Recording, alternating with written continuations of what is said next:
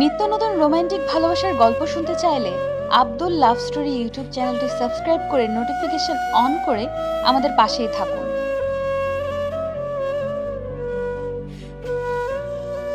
আমি কখনো ভাবিনি মা আর দাদাকে হারানোর পর আমি কখনো ভালোবাসতে পারবো, কেউ আমাকে এত ভালোবাসবে। তোমাকে সবার সাথে পরিচয় মাত্র কয়েকদিনের, অথচ সবাই কত ভালোবাসো, আমি সত্যি কখনো ভাবিনি।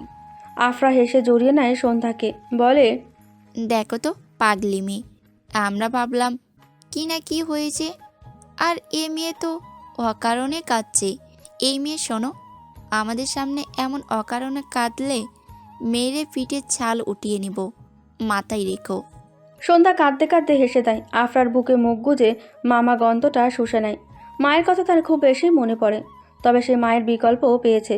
হ্যাঁ, পেয়েছেই তো, শুধু মায়ের বিকল্প না, একটা মাই তো পেয়েছে। আয়াস প্রশান্তির হাসি হাসে। সন্ধ্যা এবার সহজ হয়ে যাবে সবার সাথে। আবার সেই স্নিগ্ধ দুষ্টু উড়নচণ্ডী সন্ধ্যামালতী। রানা এসে হাত রাখে আয়াসের পিঠে। সবার মুখে এক বিচিত্র হাসি। এ যেন সন্ধ্যামালতীর খুশি সবাই ভাগ করে নিচ্ছে। কেটে গেছে 7 দিন। সন্ধ্যা পুরোপুরি সুস্থ। এখনও সে আয়াসদের বাড়িতেই আছে। আফরার সাথে তার সখ্যতা তুমি থেকে তুই আর আপনি থেকে তুমিতে নেমে এসেছে। সন্ধ্যা মা আর দাদার শোক অনেকটাই কাটিয়ে উঠেছে। এর সবটাই অবশ্য আফরার ক্রেডিট। মানুষটা সন্ধ্যাকে মায়ের ভালোবাসা দিয়েছে, যার ফলে পুরোপুরি সন্ধ্যার শোক না কাটালেও বেশ অনেকটা কাটিয়ে উঠেছে। মাঝখানে যেমন একদম চুপ হয়ে গেছিল, তেমনটা আর নেই। সারাদিন আফরার কাছে কাছে থাকে। আয়াস 3 দিন ছুটি নিয়েছিল, তারপর আবার হসপিটালে শুরু করেছে। সারাদিন আফরা আর সন্ধ্যা একসাথে থাকে। কাল থেকে রানার বোনের বিয়ে, তাই সবাই ইনভাইটেড। লিজা, জেরিন, সাফি, আকাশ, তমাল, আয়াস, সন্ধ্যা সবাই যাবে। রাতের বেলা ডিনার শেষ করে সন্ধ্যা ছাদে এসে দাঁড়িয়ে আছে। আয়াস এখনও ফেরেনি। যত দিন যাচ্ছে তত যেন মানুষটার প্রতি মায়া বেড়েই যাচ্ছে, অথচ মানুষটার মনে কি আছে তা জানা নেই সন্ধ্যার। অবুঝ মেয়েটি বোঝেই না তার শহুরে ডাক্তারের অনুভূতি। সন্ধ্যা জীবনের হিসাব মিলাতে ব্যস্ত। সে সময় গাড়ির হর্নে তার ধ্যান ভাঙে। নিচে তাকিয়ে থাকে আয়াসের গাড়ি। ছুটে নিচে নামে সন্ধ্যা। আয়াস ততক্ষণে বাড়ির মধ্যে চলে আসছে। শার্টের প্রথম 2 বাটন খোলা, চুলগুলো উস্কো খুস্কো, মুখটা লাল হয়ে আছে। সন্ধ্যাকে নিচে দাঁড়িয়ে থাকতে দেখে ভ্রু কুচকে তাকায় আয়াস। সন্ধ্যা শুকনো ঢোক গেড়ে। আয়াস ভ্রু কুচকে রেখেই গম্ভীর গলায় বলে, এত রাত পর্যন্ত জেগে আছো কেন? আর এত রাতে ছাদেই বা কী করছিলে? সন্ধ্যা মাথা নিচু করে ধীর কণ্ঠে উত্তর দেয়, ঘুম আসছিল না। এত রাতে আর কখনো ছাদে যাবে না, রুমে যাও। সন্ধ্যা মাথা নাড়ালেও থায় দাঁড়িয়ে থাকে। আয়াস 2 পা বাড়িয়েও সন্ধ্যার নড়াচড়া না দেখে আবার দাঁড়িয়ে পড়ে। ঠোঁট গোল করে কিছুক্ষণ তাকিয়ে থাকে সন্ধ্যার দিকে।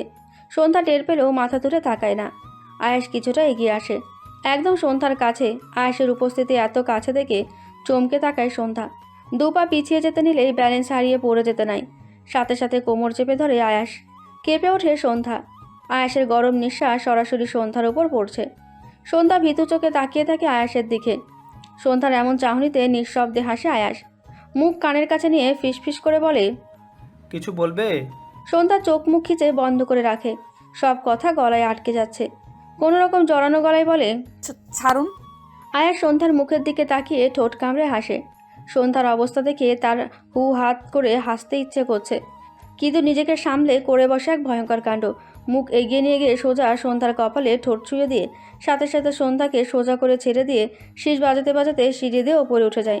ঘটনার আকস্মিকতায় সন্ধ্যা হতভম্ব। কি হলো তার মাথার ওপর দিয়ে গেল। একবার কপালে হাত দিয়ে হাতের দিকে তাকাচ্ছে, তো আরেকবার আয়েশের যাওয়ার দিকে তাকাচ্ছে। আর মনে নিজেই আওড়ায়, শহুরে ডাক্তার কি আমার কপালে ঠোঁট ছুঁয়ে দিলেন? কিন্তু উনি কেন করবে? উনি তো চলেই গেল। আমার কেন যেন মনে হলো শহুরে ডাক্তার আমার কপালে ঠোঁট ছুঁয়েছেন। কনফিউজড চোখ তাকিয়ে থাকে হাতের দিকে। ওপর থেকে সে দৃশ্য দেখে আরও একবার নিঃশব্দে হাসে সন্ধ্যা মালতীর শহুরে ডাক্তার। স্নিগ্ধ সকালের হাওয়া চোখ বন্ধ করে অনুভব করে সন্ধ্যা। সকালের এই বাতাসটা তার ভীষণ রকম প্রিয়। বরাবরই নামাজ শেষ করে সে এই বাতাসটা উপলব্ধি করে। গ্রামে তো গাছপালা বেশি, তাই হাওয়াটাও ভালো রকমের আসে। গ্রামের কথা মনে পড়তেই মন খারাপ হয়ে যায় সন্ধ্যার। কবে থেকে সে নিজের ঘর, নিজের গ্রাম, প্রিয় মানুষদের কবর দেখে না। প্রিয় মানুষগুলোর কথা মনে হতেই হু হু করে কান্না আসে। ঠোঁট কামড়ে কান্না আটকানোর চেষ্টা করতে থাকে। ঠিক তখনই পাশের ব্যালকনি থেকে কারো ভরাট কণ্ঠ গানে আসে। চমকে পাশে তাকাতে থাকে আয়াস কফির মগ হাতে তার দিকে তাকিয়েই দাঁড়িয়ে আছে। সন্ধ্যা এক পলক আয়াসের দিকে তাকাতেই তার কপাল তার কাল রাতের কথা মনে পড়ে যায়। লজ্জায় গুটিয়ে যায় সে। গাল দুটো রক্তিম আবার ধারণ করে, চোখ বন্ধ করে বড় শ্বাস নেয়। আয়াস ভ্রুকুচকে তাকায়, বিড়বিড় করে বলে, মাত্রই তো কান্না করতেছিলে, এখনই আবার লজ্জা পাচ্ছ কেন?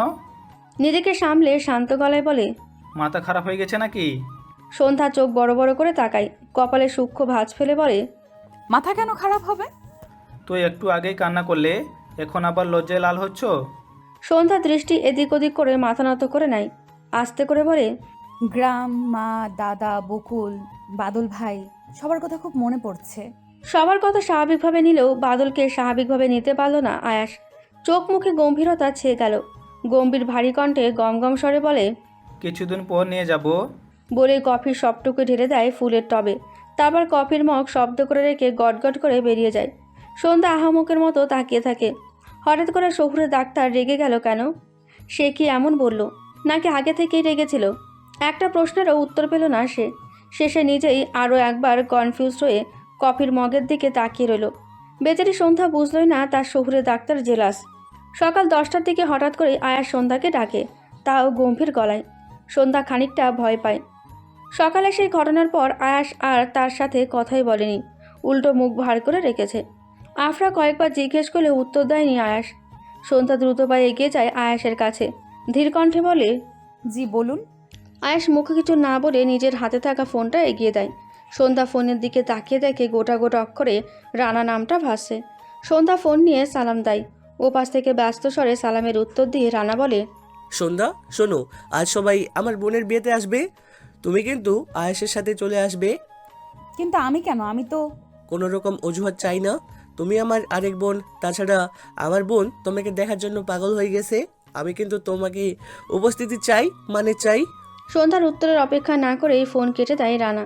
সন্ধ্যা ফোনের দিকে তাকিয়ে ঠোঁট উল্টে দাঁড়িয়ে থাকে। সে কি করবে এখন? আয়াস যে পরিমাণ মুখ ফুলিয়ে রেখেছে, তাতে করে তো সন্ধ্যা ভয়ে বলতে পারবে না রানার কথা। সন্ধ্যা ফোনটা আয়াসের দিকে দিতেই আয়াস ভরাট কণ্ঠে বলে, বিকেলে রেডি থাকবে, আমি এসে নিয়ে যাব। মহাশয় সন্ধ্যার জবাবের আশা না করে গটগট করে বের হয়ে গেলেন বাড়ি থেকে। সন্ধ্যা গাল ফুলিয়ে বসে পড়ে সোফায়। আফরা সন্ধ্যাকে গাল ফুলিয়ে বসে থাকতে থেকে ভ্রুকুচকে বলে, কি রে, অমন গাল ফুলিয়ে রাখছিস কেন? কি করব বলো? কেউ আমার কথা না শুনেই ফোন কেটে দিচ্ছে, তো কেউ গটগট করে চলে যাচ্ছে। আফরা হেসে সন্ধ্যার পাশে বসে বলে, এই ব্যাপার। আচ্ছা শোন, আজ তো রানার বোনের গায়ে হলুদ, তুই যাবি না? ভাইয়া তো বললো যেতে, আর শহুরে ডাক্তারও বললো রেডি হয়ে থাকতে, কিন্তু... আবার কিন্তু কি? সন্ধ্যা মাথা নিচু করে নেয়, কিছু বলে না। আফরা বোধহয় বোঝে সন্ধ্যার না বলা কথাটা, তাই সে হেসে বলে, আয়াস, কাল তোর জন্য শপিং করে এনেছি, সব আমার রুমে আছে। অবাক চোখে তাকায় সন্ধ্যা। ফ্যালফ্যাল করে অবুজের মতো তাকিয়ে থাকে আফরার দিকে। আফরা শব্দ করে হেসে টেনে নিয়ে যায় সন্ধ্যাকে নিচের রুমে। বিকেলে রেডি হয়ে বসেছিল সন্ধ্যা। আয়াস আসবে বলেছে, তাই সে চুপচাপ বসে আছে। হাজারটা চিন্তা ভাবনায় ব্যস্ত ছিল। সে সময় দরজায় টোকা পড়ে। সন্ধ্যা দ্রুত দরজা খুলে দেখে আয়াস দাঁড়িয়ে আছে। হলুদ পাঞ্জাবি, সাদা পায়জামা, গোল্ডেন ব্র্যান্ডেড ওয়াশ, সিল্কি চুলগুলো কপালের ওপর পড়ে আছে। সন্ধ্যা ড্যাব ড্যাব করে কিছুক্ষণ আয়াসের দিকে তাকিয়ে চোখ নামিয়ে নেয়। বিড়বিড় করে আওড়ায়, মাশাল্লাহ। আয়াস ফোনে মনোযোগ দিয়েই বলে, চলো। সন্ধ্যা খানিকটা মনক্ষুণ্ণ হয়। সে তো সেজেছেই তার শহুরে ডাক্তারের জন্য, অথচ মানুষটা তার দিকে একবার তাকালেও না। মলিন মুখে আয়েশের পিছু পিছু যেতে থাকে। লিভিং রুমে আফরাকে দেখে সন্ধ্যাকে মৃদু কণ্ঠে বলে, আছি আন্টি। আফরাও হেসে হাত নাড়ায়। আয়াস ড্রাইভিং সিটে বসে তখনও ফোন কল করছে। এদিকে সন্ধ্যা গাড়িতে না উঠে দাঁড়িয়ে আছে। মনে মনে ভীষণ রকম রাগ হলো আয়েশের ওপর। নিজেকে সামলে দরজা টেনে খুলল। অবশ্য এক প্রকার যুদ্ধ করেই খুলেছে, কিন্তু গাড়ির ভেতর বসে ঠাস করে দরজা লাগিয়ে দেয়। চমকে তাকায় আয়াস। কয়েক মুহূর্তের জন্য হার্টবিট যেন বন্ধ হয়ে যায়। এমনিতে সন্ধ্যা মালতীর সৌন্দর্যে ঘায়েল হওয়া যায়। তার ওপর হলুদ শাড়ি, ফুলের গহনা, কাঁচের চুড়ি, হালকা সাজ, খোলা চুল, সব মিলিয়ে অপসরীর চেয়েও কম না। সন্ধ্যা মালতীর এই ভয়ঙ্কর রূপে যেন শহুরে ডাক্তার প্রাণ হারালো। ফোনের শব্দে ধ্যান ভাঙে আয়াসের। বিড়বিড় করে বলে, এই মেয়ে আজ একই ভয়ঙ্কর রূপ নিয়েছে, আমি নিশ্চিত আমাকে মেরেই ছাড়বে। হাড় সমানে লাফাচ্ছে, যার জন্য কিছুতে নিজেকে নর্মাল করতে পারল না আয়াস। বড় বড় শ্বাস নিয়ে নিজেকে সামলানোর চেষ্টা করেও ব্যর্থ। আরেকবার আর চোখে পাশে বসে থাকা কিশোরীর দিকে তাকায়। অস্বাভাবিকভাবে শ্বাস ফেলতে থাকে। দ্রুত গাড়ি থেকে বের হয়ে বাইরে দাঁড়ায়। কিছুটা সময় পর নিজেকে সামলে বিড়বিড় করে আওড়ায়। আর তাকাবো না এই মেয়ের দিকে, নয়তো এই মেয়ের আগুনে ঝলসে যাব। কোনো রকম গাড়িতে বসে গাড়ি স্টার্ট দেয়। সন্ধ্যার আগে গাল ফুলিয়ে রেখেছে। এ পর্যন্ত কিছুই বলেনি আয়েশকে, কিন্তু আয়েশের অস্বাভাবিকতা খেয়াল করেছে। চিন্তায় তার ঘাম ছুটেছে। কোনো রকমে জড়ানো গলায় আয়েশকে জিজ্ঞেস করে। আপনি ঠিক আছেন? আয়েশ ছোট্ট করে হু বলে। ব্যাস, তারপরে আবার নীরবতা। রানার বাড়ি আসা পর্যন্ত এই নীরবতাই চলল। গাড়ি থেকে নেমে দুজনে যখন বাড়ির মধ্যে ঢোকে, তখন আয়েশের বন্ধুমহলে সবার দৃষ্টি পড়ে আয়েশ সন্ধ্যার ওপর। লিজা আকাশের পেটে গুঁতো মেরে বলে, দোস্ত, দুইটা থেকেই তো চোখ সরানো যাচ্ছে না। ইস, আকাশ এসে বলে, মেড ফর ইস আদার। ভাই, এই রান্নার বোনের বিষয়টা দেখ, শেষ হলে এদের বিয়েও করিয়ে দেবো ভাবছি, কি বলিস? তমাল ভেঙচি কেটে বলে, তুই মনে হয় আয়াস সন্ধ্যার বাপ মা যে ওদের বিয়ে দিয়ে দিবি? জ্বলে ওঠে জেরিন। খেপে উঠে বলে, তামাল্লার বাচ্চা, তোর গোষ্ঠীর পিন্ডি হারামি। আমি ওদের বাপ মা হমো কেন? হ্যাঁ, আমি আয়েশের ফ্রেন্ড, তাই আমার জন্মগত অধিকার আছে ওদের বিয়ে দেওয়ার। তমাল ফের ভেঙচি কাটে। আকাশ চিন্তিত কণ্ঠে বলে, তোরা ঝামেলা কম কর, আরেক ঝামেলা কিন্তু এখনো বাকি। সবাই একসাথে বলে ওঠে। কিসের ঝামেলা? আকাশ থতমত খেলেও নিজেকে সামলে নাই। গলা পরিষ্কার করে বলে, আরে সানজিদা আয়াসের রিভেঞ্জ, ও তো ঝামেলা করবেই। তাহলে এখন কি করবো? জেরিন দৃঢ় কণ্ঠে বলে। তুমি উল্টাইয়া গেলেও আয়েশ সন্ধ্যার বিয়া দিমই। সে সময়ই আয়াস গম্ভীর কণ্ঠে বলে। কার বিয়ে দিবি তোরা? সবাই লাফিয়ে ওঠে। জেরিন বলদ মার্কা হাসি দিয়ে বলে, কার আবার? তমাল্লার বিয়া দিমু, বেচারা বইরা হইয়া যাইতাছে। তমাল জ্বলে উঠে কিছু বলতে গেলে সবাই টেনে ধরে তাকে। আয়াস সন্দেহের দৃষ্টিতে তাকায়। সবাই হো হো করে হেসে সন্ধ্যাকে জিজ্ঞেস করে, কেমন আছো সন্ধ্যা? সন্ধ্যা মুচকি হেসে উত্তর দেয়। আলহামদুলিল্লাহ, তোমরা? লিজা উৎসাহ নিয়ে বলে, আমরাও আলহামদুলিল্লাহ, কিন্তু একটা বিষয় নিয়ে না অনেক টেনশন হচ্ছে। আয়াস কপালে ভাঁজ ফেলে বলে, তোদের মতো বলে তোরা করবে টেনশন? দুনিয়া উল্টে গেলেও এটা বিশ্বাস করা মুশকিল। যারা বোর্ড এক্সামের দিন না পড়ে চিল করে, তাদের আবার টেনশন? How funny. আয়াস ফোঁস করে শ্বাস ছাড়ে। দাঁতে দাঁত চেপে বলে, অপমান? তুই আমাদের ইনডাইরেক্টলি অপমান করতেছিস আয়াস। আয়াস ডোন্ট কেয়ার ভাব নিয়ে বলে, ইনডাইরেক্টলি কেন বলবো, ডাইরেক্টলি করতেছি। বাই দ্য ওয়ে, আমার জানা ছিল না তোদেরও যে মান সম্মান বলতে কিছু আছে। সবাই ফোঁস করে ওঠে। সন্ধ্যা ফিক করে হেসে দেয়। সবার কড়া নজর পড়ে বেচারি সন্ধ্যার দিকে। সন্ধ্যা হাত দিয়ে মুখ চেপে ধরে, দাঁত দিয়ে জিভ কেটে বলে, আল্লাহ, এটা কি করলাম? লিজা বলে, দিস ইজ নট ফেয়ার। তুই আমাদের অপমান করতে পারিস না। আচ্ছা, তোকে পরে দেখতেছি, দাঁড়া। এই সন্ধ্যা, তুমি যে পরিসেজে আসছো, তা আর যদি তোমাকে কেউ কিডন্যাপ করে নিয়ে চলে যায়, তখন কি করবা? সাফি অতি উৎসাহ নিয়ে লাফিয়ে উঠে বলে, কেন, আমাদের আয়াস হিরোর মতো কি কিডন্যাপারদের টিসুম টিসুম করে মেরে সন্ধ্যাকে ভাসিয়ে আনবো? আয়াস ভ্রু কুচকে তাকিয়ে বলে, তোদের আজের ডিসকাশন শেষ করে ওদিকে চল, ইডিয়েট এক একটা। গট গট করে হেঁটে চলে যায় আয়াস। আয়াসের বন্ধুমহল আরও একবার ফুঁসে ওঠে। বেচারি সন্ধ্যা ভীতু দৃষ্টিতে সবার দিকে তাকিয়ে মনে মনে আওড়ায়। আল্লাহ, এরা সবাই আমার দিকে যেভাবে তাকিয়ে আছে, মনে হচ্ছে শহুরের ডাক্তার না, আমি এদের উল্টোপাল্টা বলেছি। ও আল্লাহ, এবারের মতো বাঁচিয়ে দাও। পুরো বাড়ি মেহমানে গিজগিজ করছে। চারদিকে মরিচবাতির লাল নীল আলো। অতিথি আপ্যায়নে ব্যস্ত আয়াস, রানা, আকাশ, তমাল আর সাফি। তাছাড়াও রানার কাজিনটাও আছে।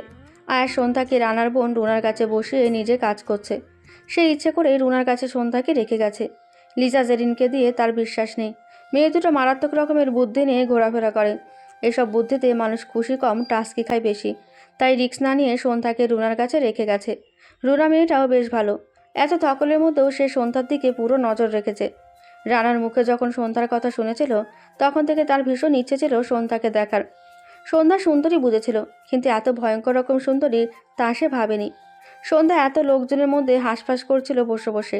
উপায় না পেয়ে রুনার কানের কাছে মুখ নিয়ে আস্তে করে বলে, আপু, আমি একটু ওদিকটা যাই, ভীষণ অস্বস্তি হচ্ছে এখানে। রুনা হয়তো বুঝলো। প্রথমে যেতে না যেতে চাইলেও পরে আর নিষেধ করলো না। উল্টো সাবধান বাণী জুড়ে দিল সাথে। সন্ধ্যা রুনার পাশ থেকে উঠে চুপচাপ এক পাশে গিয়ে দাঁড়ালো। তেমন লোকজন না থাকায় সন্ধ্যা চুপচাপ দাঁড়িয়েছিল। সে সময় পাশ থেকে ভেসে আসে পুরুষালী কণ্ঠ, সন্ধ্যা পাশ ফিরে তাকিয়ে দেখে অপরিচিত এক পাতলা গঠনের ছেলে 32টা দাঁত বের করে দাঁড়িয়ে আছে। সন্ধ্যার দৃষ্টি এদিক ওদিক করে চোখ পিটপিট করে তাকায়।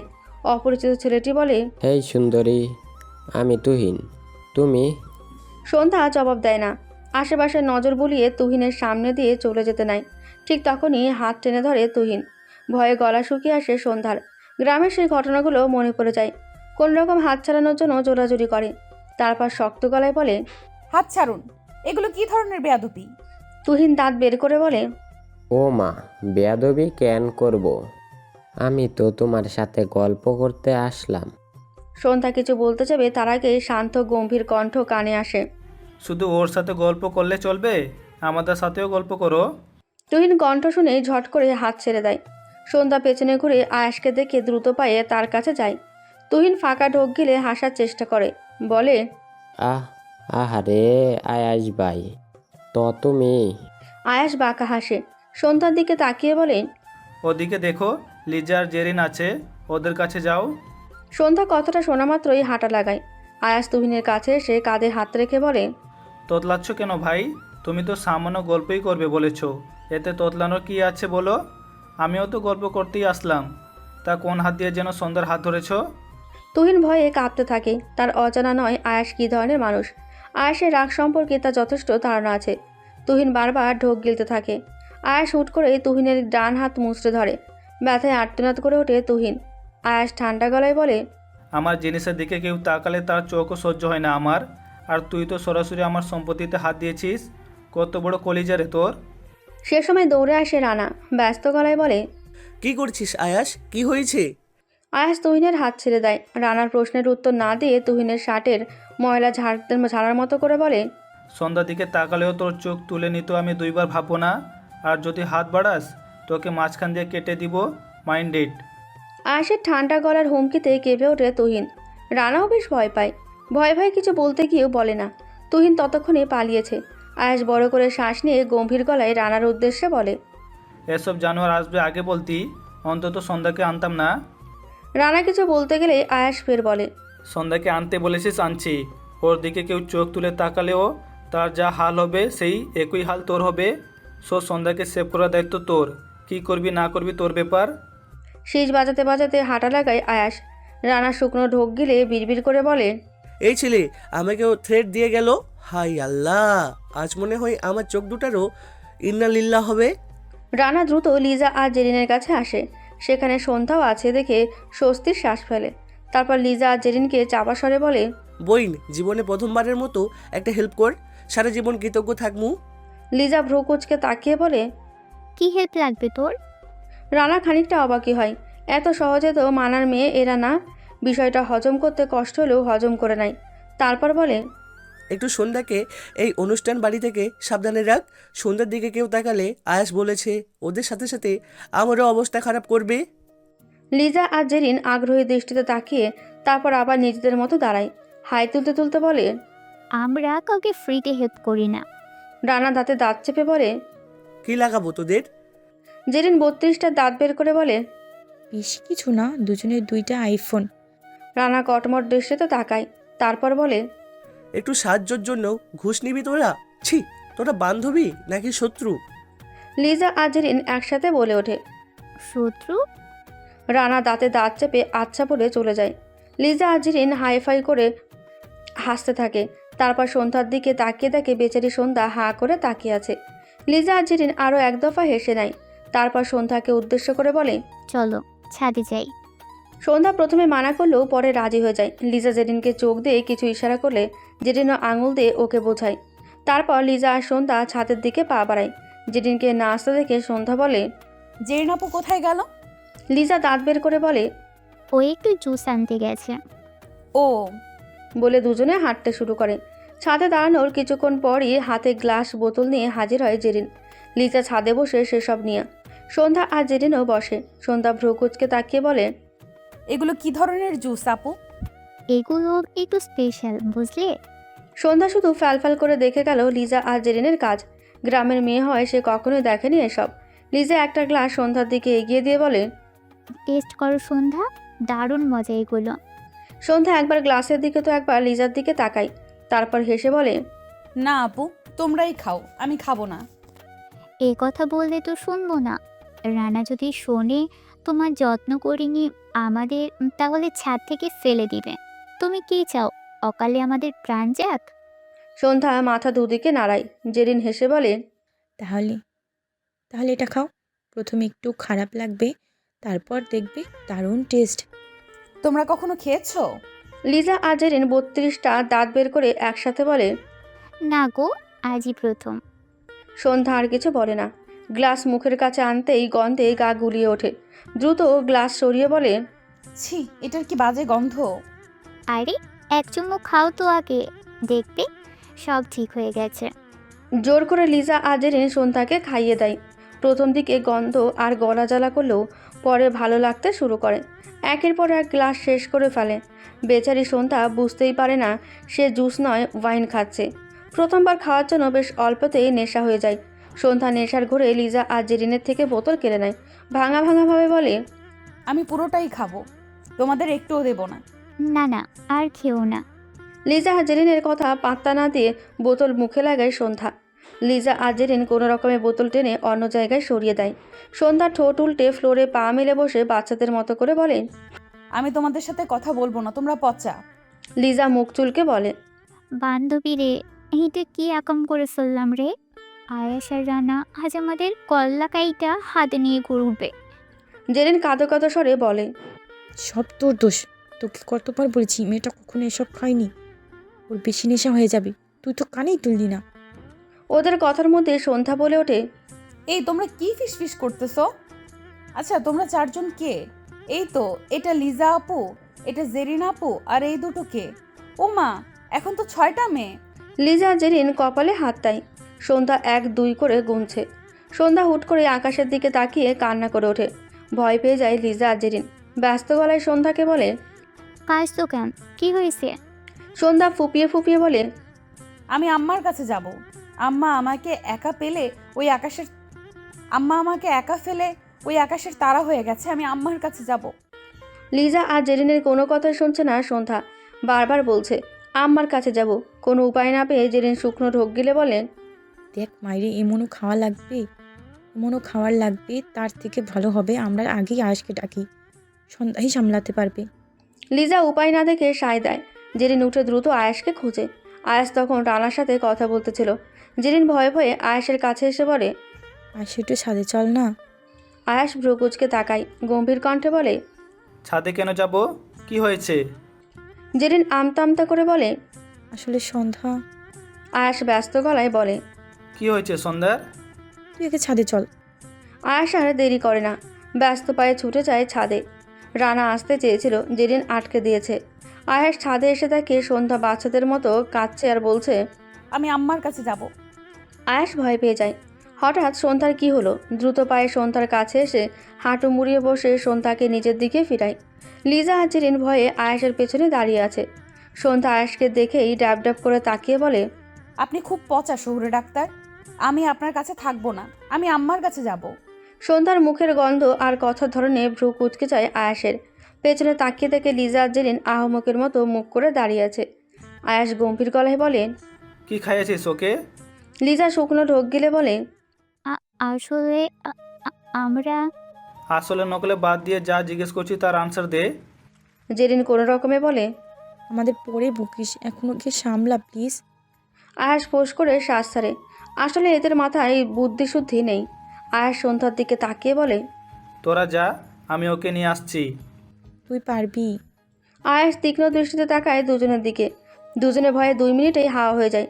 সন্ধ্যা এতক্ষণ আয়েশের পাঞ্জাবির কলার টানতেছিল। আয়েশ কলার থেকে সন্ধ্যার হাত ছাড়িয়ে বলে, ওঠো, বাড়ি যাব। সন্ধ্যা নাক মুখ কুচকে বলে, কিসের বাড়ি? কোথাকার বাড়ি? আমার তো বাড়িই নাই। আমার বাড়ি যাব। সন্ধ্যা ঠোঁট উল্টায়। আয়েশের বুকে আঙুল দিয়ে আঁকুবুকি করতে করতে বলে, আপনার বাড়ি যাব না, আপনি ভীষণ পচা, আমাকে একটুও ভালোবাসেন না। আয়েশ কিছু বলে না। সন্ধ্যাকে টেনে দাঁড় করায়। সন্ধ্যা উঠতে নারাজ, সে কোনো মতেই উঠবে না। আয়েশ জোর করে টেনে তোলার পর সন্ধ্যা আয়েশের উপর ভর দিয়ে দাঁড়ায়। ড্রাঙ্ক হওয়ার জন্য ঠিকমতো দাঁড়াতেও পারছে না। সন্ধ্যা আয়েশের বক্ষে মাথা রেখে 2 হাতে আঁকড়ে ধরে বিড়বিড় করে বলে, এই শহরে ডাক্তার, আয়াস ছোট্ট করে বলে। হুম। সন্ধ্যা আয়াসকে শক্ত করে জড়িয়ে ধরে বলে, আমি আপনাকে ভালোবাসি শহুরে ডাক্তার। আপনি আমার হবেন? ভালোবাসবেন আমাকে? হার্টবিট বন্ধ হওয়ার উপক্রম আয়াসের। সন্ধ্যা মালতীর মুখে ভালোবাসে শুনে যেন শহুরে ডাক্তারের দম বন্ধ হওয়ার অবস্থা। গায়ের লোম দাঁড়িয়ে যায়। সন্ধ্যা মাথা তুলে তাকায় আয়েশের মুখের দিকে। তখনও সে আয়েশকে দু হাতে আঁকড়ে ধরে আছে। আয়েশের মুখের দিকে তাকিয়ে জড়ানো গলায় বলে, ভালোবাসবেন না? আয়াস শ্বাস আটকে মাথা নাড়ায়। সে ভালোবাসবে তার সন্ধ্যা মালতীকে। সন্ধ্যা ফের জড়ানো গলায় বলে, আমাকে কেউ ভালোবাসে না, আর যারা ভালোবাসে তারা আমাকে একা করে দিয়ে আকাশের তারা হয়ে যায়। আপনি কখনো আমাকে একা করে দিয়ে হারিয়ে যাবেন না তো শহুরে ডাক্তার? আয়াস আঁকলে নেয় সন্ধ্যাকে, দুদিকে মাথা নাড়িয়ে বলে, না, আমি কখনই তোমাকে একা করে হারাবো না। আমি আজীবন তোমার হয়ে তোমার সাথে থাকবো সন্ধ্যা মালতী। সন্ধ্যা হাসে। আয়াসের হাতের বেড়াচালে থেকে মাথা ঘুরিয়ে দু হাতে মেলে বলে, আমার শহুরে ডাক্তার, শুধু আমার। হঠাৎ করে মিয়ে যায় সন্ধ্যা। আয়াসের দিকে মাথা উঁচু করে তাকিয়ে ভাঙা গলায় বলে, আমার আব্বা যেমন করে আমার আম্মাকে ভালোবাসতো, আপনি কখনোই আমাকে তার মতো করে ভালোবাসবেন না শহুরে ডাক্তার। আয়াস ব্রুকুচকে তাকায়, বলে, কেন? তুমি তো তোমার বাবাকে অনেক ভালোবাসো তাহলে। সন্ধ্যা অদ্ভুতভাবে হাসে। চোখ থেকে গড়িয়ে পড়ে অশ্রু। ভাঙা ভাঙা ভাবে বলে, ভীষণ ঘৃণা করি আমি আমার আব্বাকে, ভীষণ রকম ঘৃণা। যাকে আমি পুরো পৃথিবীর থেকে বেশি ভালোবাসতাম, ওই মানুষটাকেই আমি সব থেকে বেশি ঘৃণা করি। আয়াস অবাকের সপ্তম পর্যায়ে। মাথা যেন ঘুরিয়ে আসে। কি এমন হলো যার জন্য সন্ধ্যা তার বাবাকে এত ঘৃণা করে? সন্ধ্যা তোর বাবাকে ভীষণ ভালোবাসতো, তাহলে হঠাৎ কি হলো? কি হয়েছিল সন্ধ্যার বাবার আর মায়ের? চারিদিকে হাতড়েও কোনো উত্তর পেল না আয়াস। সন্ধ্যা তখন আওড়াচ্ছে একই কথা। একসময় ক্লান্ত হয়ে আয়াসের বুকে মাথা রেখেই চুপ হয়ে যায়। আয়াস বারবার সন্ধ্যাকে ডেকেও সাড়া পায় না। ঘুমিয়ে পড়েছে বুঝে দীর্ঘশ্বাস ফেলে করে তোলা নাই। অগ্রসর হয় ছাদের দরজার দিকে। সাথে নিয়ে যায় অনেক প্রশ্ন, যার একটা উত্তরও তার কাছে নেই। সন্ধ্যাকে এই প্রশ্নগুলোর উত্তর আদৌ দেবে, নাকি সব রহস্য ঢাকা পড়ে যাবে ধীরে ধীরে, সেটাও জানা নেই আয়াসের। সকালে সন্ধ্যার ঘুম ভাঙে অনেক বেলায়। আকাশ মেঘলা থাকার দরুন ঠিক কয়টা বাজে তা ঠাউর করতে পারে না সন্ধ্যা। প্রচণ্ড মাথা ব্যথায় চোখ ঝাপসা হয়ে আসে। কোনো রকমে উঠে বসে, কিছুক্ষণ ঝিম মেরে বসে থাকে। তারপর ধীরে ওয়াশরুমে গিয়ে ফ্রেশ হয়ে নেয়। কাল রাতের কোনো কথাই মনে পড়ছে না। বাড়ি কখন এসেছে, কিভাবে এসেছে কিছুই মনে নেই। সন্ধ্যা আয়নাতে নিজের অবয়ব দেখে খানিকটা অবাকই হয়। সে শাড়ি কখন পাল্টালো? কনফিউজ হয়ে থম মেরে বসে থাকে। মাথাটা এখনও কেমন করছে। কোনো রকম আগে উঠে নিচে হাঁটা লাগায়। আফরা লিভিং রুমে বসে তখন টিভি দেখছে। সন্ধ্যাকে আসতে দেখে মৃদু হাসে। হাসি মুখে বলে, শুভ সকাল। এতক্ষণ উঠলি? কিচেনে যা, গিয়ে দেখ লেবুর শরবত রাখা আছে, ওটা খেয়ে নাস্তা করে নে। এত সকালে নাস্তা করব?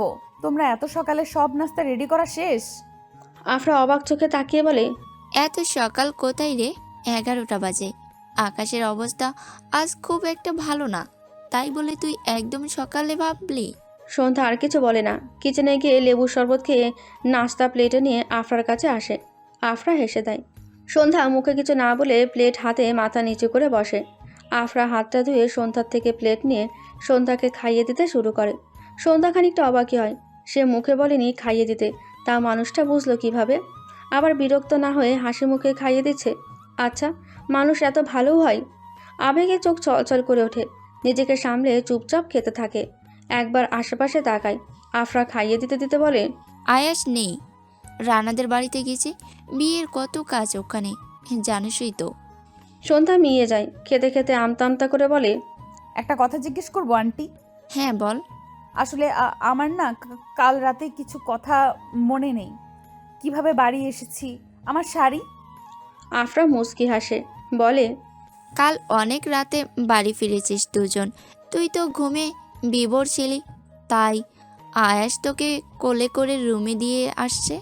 আর শাড়ি আমি পাল্টে দিয়েছি, এখন চুপটি করে খেয়ে নে তো। খেয়ে গোসল করে রেডি হয়ে নে, জুম্মার পর আয়াস তোকে নিয়ে যাবে। সন্ধ্যা চমকে উঠে বলে, আজ শুক্রবার? হ্যাঁ। হায় আল্লাহ, আমার আজকেই ফজরের নামাজটা কাজা হয়ে গেল। আফরা কিছু না বলে নিঃশব্দে হাসে। সন্ধ্যা পুরোটা খেয়ে নেয়। আফরা প্লেট নিয়ে রান্নাঘরে চলে যায়। সন্ধ্যাও পিছু পিছু যায়। আফরা প্লেট রাখতে রাখতে বলে, কিছু বলবি? সন্ধ্যা আমতা আমতা করে বলে, আসলে আন্টি। কিছু হয়েছে সন্ধ্যা? বলছিলাম যে বিয়েতে কি যেতেই হবে? আফরা হেসে সন্ধ্যার চুলে হাত বুলিয়ে বলে, কেন যাবি না? রানা অনেক রাগ করবে। তাছাড়া আজ আমিও তো যাব। তুই এখন যা গোসল করে নে, নামাজ পড়ে রেডি হয়ে নিবি, কেমন? আচ্ছা আন্টি, এ বাড়িতে কি আর কেউ থাকে না? আফরা আফসোসের সুরে বলে, না রে, আমি তোর আঙ্কেল আর আয়াস থাকি। তোর আঙ্কেল একটা কাজে গেছে, 2 দিন পরই চলে আসবে। সন্ধ্যা হেসে সিঁড়ি দিয়ে ওপরে যায়। আয়েশের বাবা কেমন মানুষ কে জানে। তার যদি এই বাড়িতে থাকা নিয়ে কোনো সমস্যা হয়, গভীর চিন্তায় মগ্ন হয় সন্ধ্যা। জুম্মার নামাজ শেষে আয়াসের দেখা পায় সন্ধ্যা। আয়াস নামাজ শেষ করে বাড়িতে ঢুকে প্রথমে সন্ধ্যার ঘরে আসে। গায়ে এখনও পাঞ্জাবি জড়ানো। সন্ধ্যা তখন নামাজ শেষ করে মাত্রই উঠেছে। আয়াস এসে ব্যস্ত গলায় বলে, তাড়াতাড়ি রেডি হও, রানাদের বাড়িতে যেতে হবে। আর আম্মু যাবে, তুমি সব সময় ওনার সাথে সাথে থাকবে। সন্ধ্যা আচমকা এত কথা শুনে খানিকটা ভড়কায়। নিজেকে সামলে বলে, একটু দম নিয়ে বলুন। আয়াস ভ্রুকুচকে বলে, দম নেওয়ার টাইম নাই, ওদিকে বরপক্ষ চলেই আসছে প্রায়, দ্রুত রেডি হও। সন্ধ্যার জবাবের অপেক্ষা না করেই পা বাড়ায় দরজার দিকে। দরজা ছেড়ে বেরিয়ে গিয়েও আবার ফিরে আসে। গম্ভীর ঘরে বলে, কাবাডে বোরকা, হিজাব, নিকাব, সো পিন, সেফটি পিন যা যা লাগে সবই আছে, অবশ্যই ওগুলো পরবা। সন্ধ্যা নিঃশব্দে মাথা নাড়ায়। কাল তো এমন কোনো রুলস ছিল না, আজ হঠাৎ এমন রুলসের কারণ? সন্ধ্যা ছোট মাথায় এই কথাটা ঢোকে না। আপন মনে কাবার থেকে বোরকা, হিজাব, নিকাব নিয়ে নেয়। হিজাব বাঁধতে পারে না বলে বোরকা পরলেও হিজাব হাতে দাঁড়িয়ে থাকে। ঠোঁট উল্টে একবার এপিঠ তো একবার ওপিঠ দেখে, একবার মাথায় দেয়, আরেকবার হাতে নেয়। আয়েশের ততক্ষণে রেডি হওয়া শেষ। এসে থেকে সন্ধ্যা হিজাব হাতে দাঁড়িয়ে আছে। পাঞ্জাবির হাতা গোটাতে গোটাতে বলে, হাতে নিয়ে দাঁড়িয়ে আছো কেন? সন্ধ্যা মাথা নিচু করে বলে, এগুলো কখনো পড়িনি। আয়াস ফোঁস করে নিঃশ্বাস নেয়। তারপর কিছু একটা ভেবে ইউটিউবে হিজাব টিউটোরিয়াল সার্চ দিতে দিতে সন্ধ্যার উদ্দেশ্যে বলে, দেখে দেখে পরবা। সন্ধ্যা মাথা নাড়ায়। আয়াস ইউটিউবে খুব সহজ নিকাব সহ হিজাব বাঁধার টিউটোরিয়াল বের করে সন্ধ্যাকে ফোন ধরিয়ে দিয়ে নিজে আবার বাইরে চলে যায়। সন্ধ্যা দেখে দেখে হিজাব আর নিকাব পরে নেয়। একটু সমস্যা হলেও পেরেছে। সন্ধ্যা আয়াসের ফোন নিয়ে রুম থেকে বের হয়। আফরার ঘর বন্ধ দেখে সে দ্রুত নিচে নামে। আফরার আয়াস রেডি দাঁড়িয়ে আছে। আফরা সন্ধ্যাকে দেখে অবাক হলেও আয়াস স্বাভাবিক। আফরা আয়াসের মুখের দিকে তাকিয়ে যা বোঝার তা বুঝে নেয়। গাড়ি করে দ্রুতই এসে পড়ে রানাদের বাড়ি। আয়াসদের ঢুকতে দেখে লিজা আর জেরিন কাঁচুমাচু মুখ নিয়ে এগিয়ে আসে। আফরা হেসে বলে, কিরে, তোদের মুখ এমন কেন? এমনিতেই আন্টি, বেশি লাফাইলে তোমার ছেলে আমাদের পা ভেঙে দিবে বলেছে। আয়াস পাশ থেকে ডোন্ট কেয়ার ভাব নিয়ে বলে, উল্টা পুল্টা কাজ করলে শুধু পা না, তোদের মাথাটাও ভাঙবো। জেরিন ভেঙচি কাটে, বলে, সন্ধ্যা কোথায়? আন্টি ওকে আনোনি? সন্ধ্যা কিছু বলতেই যাচ্ছিল, তার আগে আয়াস বলে, না রে, ওকে আনিনি, তোরা দূরে সর যা। লিজা কাঁদো কাঁদো মুখ করে বলে, তুই আমাদের জন্য বেচারি সন্ধ্যাকে একা একা রেখে আসলি? সন্ধ্যা পাশ থেকে বলে, আরে না আপু, এই তো আমি। লিজা আর জেরিন আশেপাশে তাকায়। দুজনে একসাথে বলে, এটা সন্ধ্যার কণ্ঠ না? একবার নিজেদের দিকে আরেকবার আয়াসের দিকে তাকায়। সন্ধ্যা এগিয়ে এসে বলে, আরে এটা তো আমি। লিজা আর জেরিন হাঁ করে তাকায়। আয়াস ওদের পাত্তা না দিয়ে বলে, তোরা ওর থেকে অন্তত 5 হাত দূরে থাকবি। আর সন্ধ্যা, আই ওয়ান্ট ইউ, তোমাকে যেন ওদের সাথে না দেখি, সবসময় আম্মুর সাথে থাকবা। আমি গেলাম। কতটুকু শেষ করে আয়াস হাঁটা লাগায়। লিজা আর জেরিন আহমকের মতো তাকিয়ে থাকে। আফরা শব্দ করে হেসে দেয়। তারপর সন্ধ্যার হাত ধরে বলে, আমিও প্রথমে অবাক হয়েছিলাম আম্মা জানেরা। এবার নিজেদের মুখ বন্ধ করে ওদিকে যাও, সন্ধ্যা আমার সাথে থাকবে। আন্টি তুমিও? জি আমিও, কারণ আমার ছেলে যদি জানে আমি তার সম্পত্তির দেখাশোনা ভালো না করে তোমাদের সাথে ঘুরতে দিচ্ছি, নির্ঘাত আমার কল্লা যাবে। শব্দ করে হাসে। সন্ধ্যা অবুজের মতো তাকিয়ে থাকে। লিজা আর জেরিন শোক কাটিয়ে বলে ওঠে, আয়াস তো দিন দিন জোশ হয়ে যাচ্ছে ভাই। রাতে ভালো লাগছিল না বলে সন্ধ্যা ছাদে এসে দাঁড়ায়। সাফির মতো ভূতের ভয় নেই সন্ধ্যার। রানাদের বাড়ি থেকে এসে সন্ধ্যা সেই যে রুমে ঢুকেছে আর বের হয়নি। আয়েশও ঘুমিয়েছে বাড়ি এসে। সন্ধ্যা ছাদে এসে চোখ বন্ধ করে বাতাস অনুভব করছিল। সে সময় পাশ থেকে পুরুষালী কণ্ঠ ভেসে আসে, রাতে ছাদে আসতে নিষেধ করেছিলাম। সন্ধ্যা কেঁপে ওঠে। চোখ খুলে গভীর দৃষ্টিতে তাকায় আয়েশের দিকে। আয়েশের দৃষ্টি তার উপরে নিবদ্ধ। চোখে চোখ পড়তেই চোখ সরিয়ে নেয় সন্ধ্যা। দৃষ্টি এদিক ওদিক করে। আয়াস সন্ধ্যাকে পা থেকে মাথা পর্যন্ত পর্যবেক্ষণ করে শান্ত কণ্ঠে বলে। তোমাকে একটা প্রশ্ন করি। সন্ধ্যা ছোট করে বলে। আয়াস পকেটে হাত গুজে রেলিংয়ে হেলান দিয়ে দাঁড়ায়। চোখ দুটো তখনও তার সন্ধ্যা মালতীর চোখের দিকে। ভীষণ শান্ত গলায় জিজ্ঞেস করে, তুমি তোমার বাবাকে ঘৃণা কেন করো? মাথায় আকাশ ভেঙে পড়ার মতো অবস্থা হলো যেন সন্ধ্যার। বিস্ময় নির্বাক দৃষ্টিতে তাকায় আয়াসের দিকে। আয়াস ভীষণ স্বাভাবিক। সন্ধ্যা অবাক কণ্ঠে জিজ্ঞেস করে, আপনাকে কে বলল? আয়াস নিঃশব্দে হাসে, বলে, তুমি তো বললে কাল। আমি? কখন? আমার তো মনে নেই। মনে থাকবে কিভাবে? ওয়াইন খেলে তো পুরোই মাতাল হয়ে গেছিলে। সন্ধ্যা চোখ মুখ কুঁচকে বলে, ওয়াইন কি? অ্যালকোহল। সন্ধ্যার সাথে সাথে ওয়াক ওয়াক করে। আয়াস অবাক কণ্ঠে বলে, কি হলো সন্ধ্যা, তোমার কি খারাপ লাগছে? সন্ধ্যা মুখ বিকৃত করে বলে, রাখছি, আমি এসব খেয়েছি? আল্লাহ! আয়াস শব্দ করে হেসে দেয়, বলে, ওগুলো তোমার হজম হয়ে গেছে, এখন ওয়াক ওয়াক ছি করেও বের হবে না। আরও যাও লিজার জেরিনের সাথে। আপুরা আমাকে এইসব খাইয়েছিল? আয়াস কথা ঘুরিয়ে বলে, তুমি কথা ঘুরিও না, আমার প্রশ্নের উত্তর দাও। সন্ধ্যা অন্যদিকে তাকিয়ে মলিন গলায় বলে, নেশার ঘরে কি না কি বলেছি তা ধরে বসে আছেন কেন? নেশার ঘরে মানুষ সত্যি কথা বলে, তাই ধরে বসে আছি। আপনি কখনো চেষ্টা করেছেন শহুরে ডাক্তার? আয়াস ভ্রু কুঁচকায়, দীর্ঘশ্বাস নিয়ে বলে, বুঝছি, আচ্ছা বাদ দাও, রুমে যাও। সন্ধ্যা মাথা নাড়িয়ে একটু ওদিক ওদিক আবার পেছনে তাকিয়ে আমতা আমতা করে বলে, আমি কি আরও কিছু বলেছি শহুরে ডাক্তার? সন্ধ্যা মনে মনে আল্লাহকে ডাকছে, না জানি কি কিছু বলেছে কিনা। আয়াস সন্ধ্যার চিন্তিত মুখ দেখে হাই তুলে বলে, বলছো তো অনেক কিছু, পেটের অনেক গোপন কথায় উগলে দিয়েছো। সন্ধ্যার বুক ধরাস করে ওঠে, মুখটা কাঁদো কাঁদো হয়ে যায়, চোখ পিটপিট করে জড়ানো গলায় বলে, কি বলেছি? যা বলছো তা শুনতে হবে না, রুমে যাও। সন্ধ্যা কিছু বলতে গিয়েও বলে না, দ্রুত পায়ে ছাদ থেকে নেমে যায়। আয়াস সেদিকে তাকিয়ে ঠোঁট কামড়ে হাসে। কিছুক্ষণ দাঁড়িয়ে থেকে অনেক হিসাব কষতে থাকে। সে সময় পেছন থেকে কেউ ডাকে, আয়াস, আয়াস পেছনে তাকায়। সানজিদাকে দাঁড়িয়ে থাকতে দেখে খানিকটা চমকায়, নিজেকে সামলে বলে, তুমি এত রাতে? সানজিদা মুচকি এসে বলে, কিছু কথা ছিল তোমার সাথে। আয়াস ভ্রু কুঁচকে বলে, আমার সাথে? হ্যাঁ, নিচে চলো। এখানেই বলি। আচ্ছা বলো।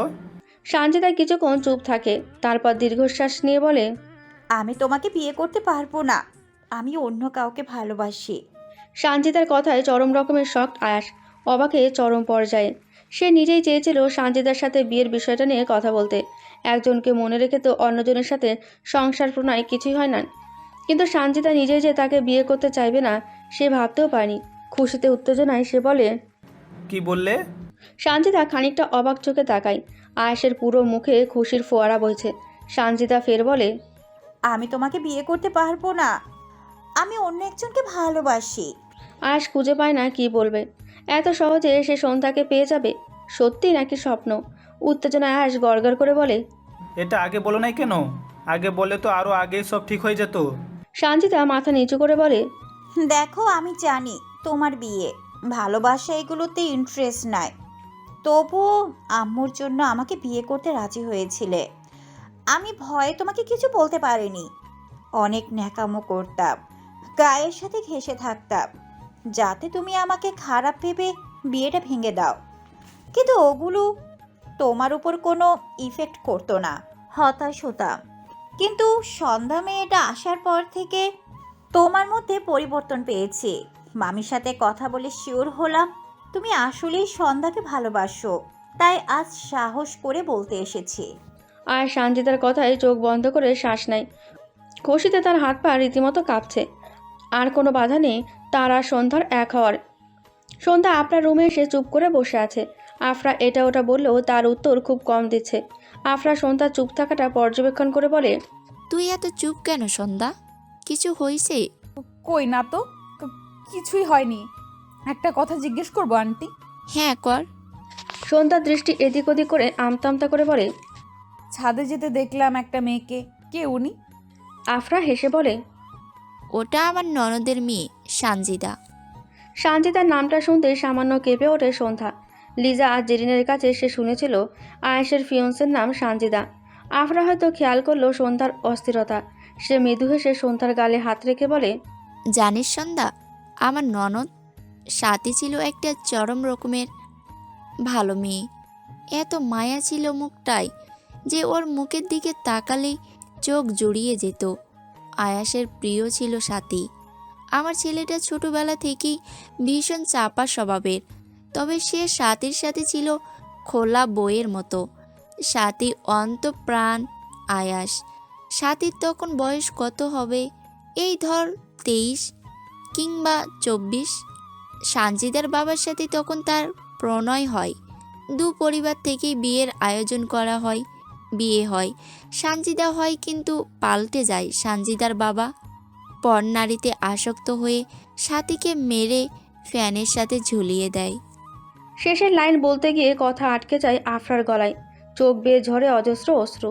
সন্ধ্যার চোখও ছলছল করে ওঠে। আফরা কয়েক সেকেন্ড থেমে বলে, সাথীর মৃত্যুর পর আমার ছেলেটা এলোমেলো হয়ে গেল। প্রাণ প্রিয় ফুপুর এমন ঝুলন্ত লাশ দেখার পর থেকে একদম চুপ হয়ে যায়। সেদিন থেকে আয়াসের এই ভালোবাসার প্রতি বিশ্বাস ঠুনকো হয়ে গেছিল। সানজিদা আমার কাছেই বড় হয়েছে। 2 বছর হলো ও হোস্টেলে থাকতেছে। আয়াস সানজিদাকে বিয়ে করতে চেয়েছিল, এই কারণে যাতে সাথীর মতো সানজিদার অবস্থা করুণ না হয়। সন্ধ্যা কাঁপা কাঁপা গলায় বলে, ফুফুর স্বামীর শাস্তি হয়নি? আফরা দীর্ঘশ্বাস ফেলে তার ছেলের সুরে বলে, টাকার জোরে আইনের বিচার থেকে বেঁচে গেলেও আল্লাহর বিচার থেকে বাঁচতে পারেনি। বছরখানেক পরই অ্যাক্সিডেন্টে পঙ্গু হয়ে গেছে। কেউই দেখতেও যায় না, সানজিদা নিজেও কখনো যায়নি। সন্ধ্যার শরীরের লোম দাঁড়িয়ে যায়। মানুষগুলো এমন বদলে যায় কেন? প্রণয়ের বিয়েতেও কেন পরকীয়ায় লিপ্ত হয়? এই সমাজ এত নিচে কেন নেমে যায়? কেন মেয়েরা ভালোবেসে বিয়েতেও এত কষ্টের সম্মুখীন হয়? কোনো প্রশ্নের উত্তর নেই, অথচ প্রশ্নগুলো এই সমাজে ভীষণ রকম সত্যি। ভালোবাসতেও এখন অনেক ভয় পায়। স্বাভাবিক নয় কি? সন্ধ্যা আফরার কাছ থেকে উঠে নিজের রুমে যায়। দেওয়ালে টাঙানো সাথী আর আয়েশের হাসি মুখের ছবি দেখে সেদিকেই তাকিয়ে থাকে। সত্যি মানুষটার মুখে কী দিনাদুন মায়া, অথচ ওনার পরিণতি কতটা ভয়ঙ্কর। ঠিক কতটা সময় সন্ধ্যা সেই ছবিটার দিকে তাকিয়েছিল তার জানা নেই। হঠাৎ করেই মাথায় উদয় হয় তার পরিণতি কী হবে। সেও কি এই সাথীর মতো কোনো ফ্যানের সাথে ঝুলে যাবে কখনো? পরক্ষণে নিজেকে শাসায়, আজ তার সাথে কখনোই এমন করবে না। কিন্তু তবুও একটা প্রশ্ন রয়ে যায়, আয়েশ কি আদেও তাকে বিয়ে করবে? সন্ধ্যার পর আয়েশের দেওয়া শাড়ি পরে বসে আছে সন্ধ্যা। সাথে ম্যাচিং গহনা, কানের দুল, চুড়ি, পায়েল সব পরেছে। আয়েশের কথা অনুযায়ী সে চুলগুলো খোলায় রেখেছে। যদিও গরম, তবুও কিছু করার নেই। সকালে সন্ধ্যা সোফায় বসে টিভি দেখছিল। সে সময় আয়েশ একটা প্যাকেট হাতে নিয়ে তার কাছে আসে, বলে, এগুলো পরে রেডি হয়ে থাকবা, সন্ধ্যার পর আমি এসে নিয়ে যাব। আর হ্যাঁ, চুলগুলো খোলা রাখবে। ব্যাস শেষ। সন্ধ্যাকে কিছু বলার সুযোগ না দিয়ে সে চলে যায়। সন্ধ্যা গাল ফোলায়। একবার ভাবে এসব কিছু সে পড়বে না, আবার ভাবে আয়াস যদি রেগে যায়। দোমনা করতে করতে শেষমেশ তৈরি হয়ে বসে থাকে। সন্ধ্যার ভাবনার মাঝেই আফরা এসে দরজায় নক করে। সন্ধ্যা দরজা খুলে দিতেই আফরা হাঁ করে তাকায়, অবাক চোখে বলে, মাশাআল্লাহ, কি সুন্দর লাগছে রে তোকে, কারো নজর না লাগুক। সন্ধ্যা লাজুক হাসে। আফরা হেসে বলে, জলদি নিচে যা, আয়াস দাঁড়িয়ে আছে। সন্ধ্যা মাথা নাড়ায়, লজ্জায় মিঙে যায়। মাথা নিচু করে এক প্রকার ছুটে রুম থেকে বের হয়। পেছন থেকে আফরা জোরে বলে, আস্তে যা, পড়ে যাবি তো। আর সাবধানে যাবি, সাবধানে ফিরবি। সন্ধ্যা হেসে পেছনে তাকায়, তারপর ধীরে ধীরে নিচে নামে। আয়াস তখন গাড়িতে হেলান দিয়ে ফোন টিপছে। সন্ধ্যা দূর থেকে একবার আয়েশের দিকে তাকিয়ে আবার নিচের দিকে তাকায়। দুজনেরই ডার্ক ব্লু কালার শাড়ি আর পাঞ্জাবি। সন্ধ্যার শাড়িতে একদম হালকা কাজ, ঠিক তেমনই আয়েশের পাঞ্জাবিতেও হালকা কাজ করা। সন্ধ্যা চাপা হাসে, এগিয়ে যায় আয়েশের কাছে। আয়াস সন্ধ্যার উপস্থিতি টের পেতেই দরজা খুলে দেয়, কিন্তু সন্ধ্যার দিকে তাকায় না। সন্ধ্যা খানিকটা ভ্রু কুঁচকায়, তারপর নিজেকে সামলে বসে পড়ে। আয়েশও ঘুরে এসে বসে। কোনো মতে সে সন্ধ্যা মালতীর দিকে তাকাবে না। এই মেয়ে ভয়ঙ্কর। আয়েশ বেচারা না তাকিয়েও থাকতে পারছে না, আবার তাকাতেও পারছে না। নিজেকে সামলে কোনো মতে গাড়ি স্টার্ট দেয়। সন্ধ্যা মৃদু কণ্ঠে বলে, আমরা কোথায় যাচ্ছি? আয়েশ উত্তর দেয় না। সন্ধ্যার রাগ হয়, রাগের মুখ অন্যদিকে ঘুরিয়ে বসে থাকে। আয়েশ একবার আর চোখে সেদিকে তাকিয়ে আবার গাড়ি ড্রাইভে মন দেয়। গাড়ি এসে থামে একটা শুনশান রাস্তায়। আশেপাশে কোনো জনমানবের ছায়াও নেই। সন্ধ্যা এমন অন্ধকার শুনশান জায়গা থেকে ভয় পায়। ঢোক গিলে বলে, এটা কোন জায়গা শহুরে ডাক্তার? আয়াস গম্ভীর স্বরে বলে, নামো, নামলেই বুঝবে এটা কোন জায়গা। আপনি এমন ফাঁকা জায়গায় আনছেন কেন আমারে? মেরে টেরে ফেলবেন নাকি?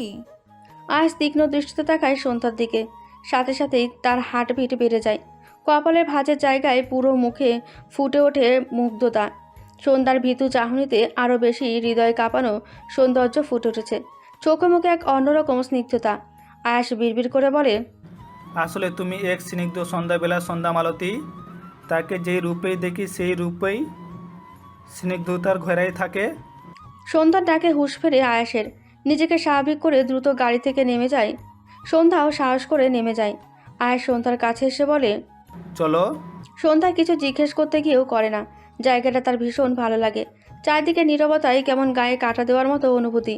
আর পাশে যদি থাকে প্রিয় মানুষ, তাহলে তো কোনো কথাই নেই। দুজনে নিশ্চুপভাবে হাঁটতে থাকে। এই নীরবতায় ছেদ পড়ে আয়াসের কথাই। আচ্ছা সন্ধ্যা, সৌন্দর্যের সংজ্ঞা কি তোমার কাছে? সন্ধ্যা ফ্যালফ্যাল করে তাকায়। অন্ধকারে মুখ দেখতে পায় না, অবয়বটাই ভেসে ওঠে শুধু। এটা কেমন প্রশ্ন তা সন্ধ্যার বুঝেও আসে না। এই সময়টা কোনো প্রশ্ন হলো? সন্ধ্যা তবুও নিজেকে সামলে বলে, যার মন সুন্দর সেই প্রকৃত সৌন্দর্যের মালিক। আয়াস নিঃশব্দে হাসে। আলতো হাতে সন্ধ্যার হাত আগলে নেয়। কেঁপে ওঠে সন্ধ্যা। আয়াস ঠোঁট কামড়ে হাসে। সে হাসি দেখতে পায় না সন্ধ্যা। অন্ধকারেই মিলিয়ে যায়। আয়াস ফের বলে, যাকে ভালোবাসো তার কোনো সৌন্দর্য দেখো? চমকে ওঠে সন্ধ্যা। এমন প্রশ্নের জন্য সে মোটেও প্রস্তুত ছিল না। তার কাঁপুনিতেই টের পায় আয়াস। সন্ধ্যা বলে, এইসব কি প্রশ্ন করতেছেন শহুরে ডাক্তার? কেন, তোমার অসুবিধা হচ্ছে? সন্ধ্যা চুপ করে যায়। কিছুক্ষণ নীরবতায় কাটার পর সন্ধ্যা নিজেই বলে, যাকে ভালোবাসি তাকে ঠিক কী কারণে ভালোবাসি জানি না, তবে নারীদের প্রতি তার সম্মান, তার ব্যক্তিত্ব, হয়তো এইসব দেখেই তার প্রতি অনুভূতির সৃষ্টি। আর ভালোবাসার মানুষকে একটু বেশি সুন্দর লাগে, হোক সে সুন্দর বা অসুন্দর।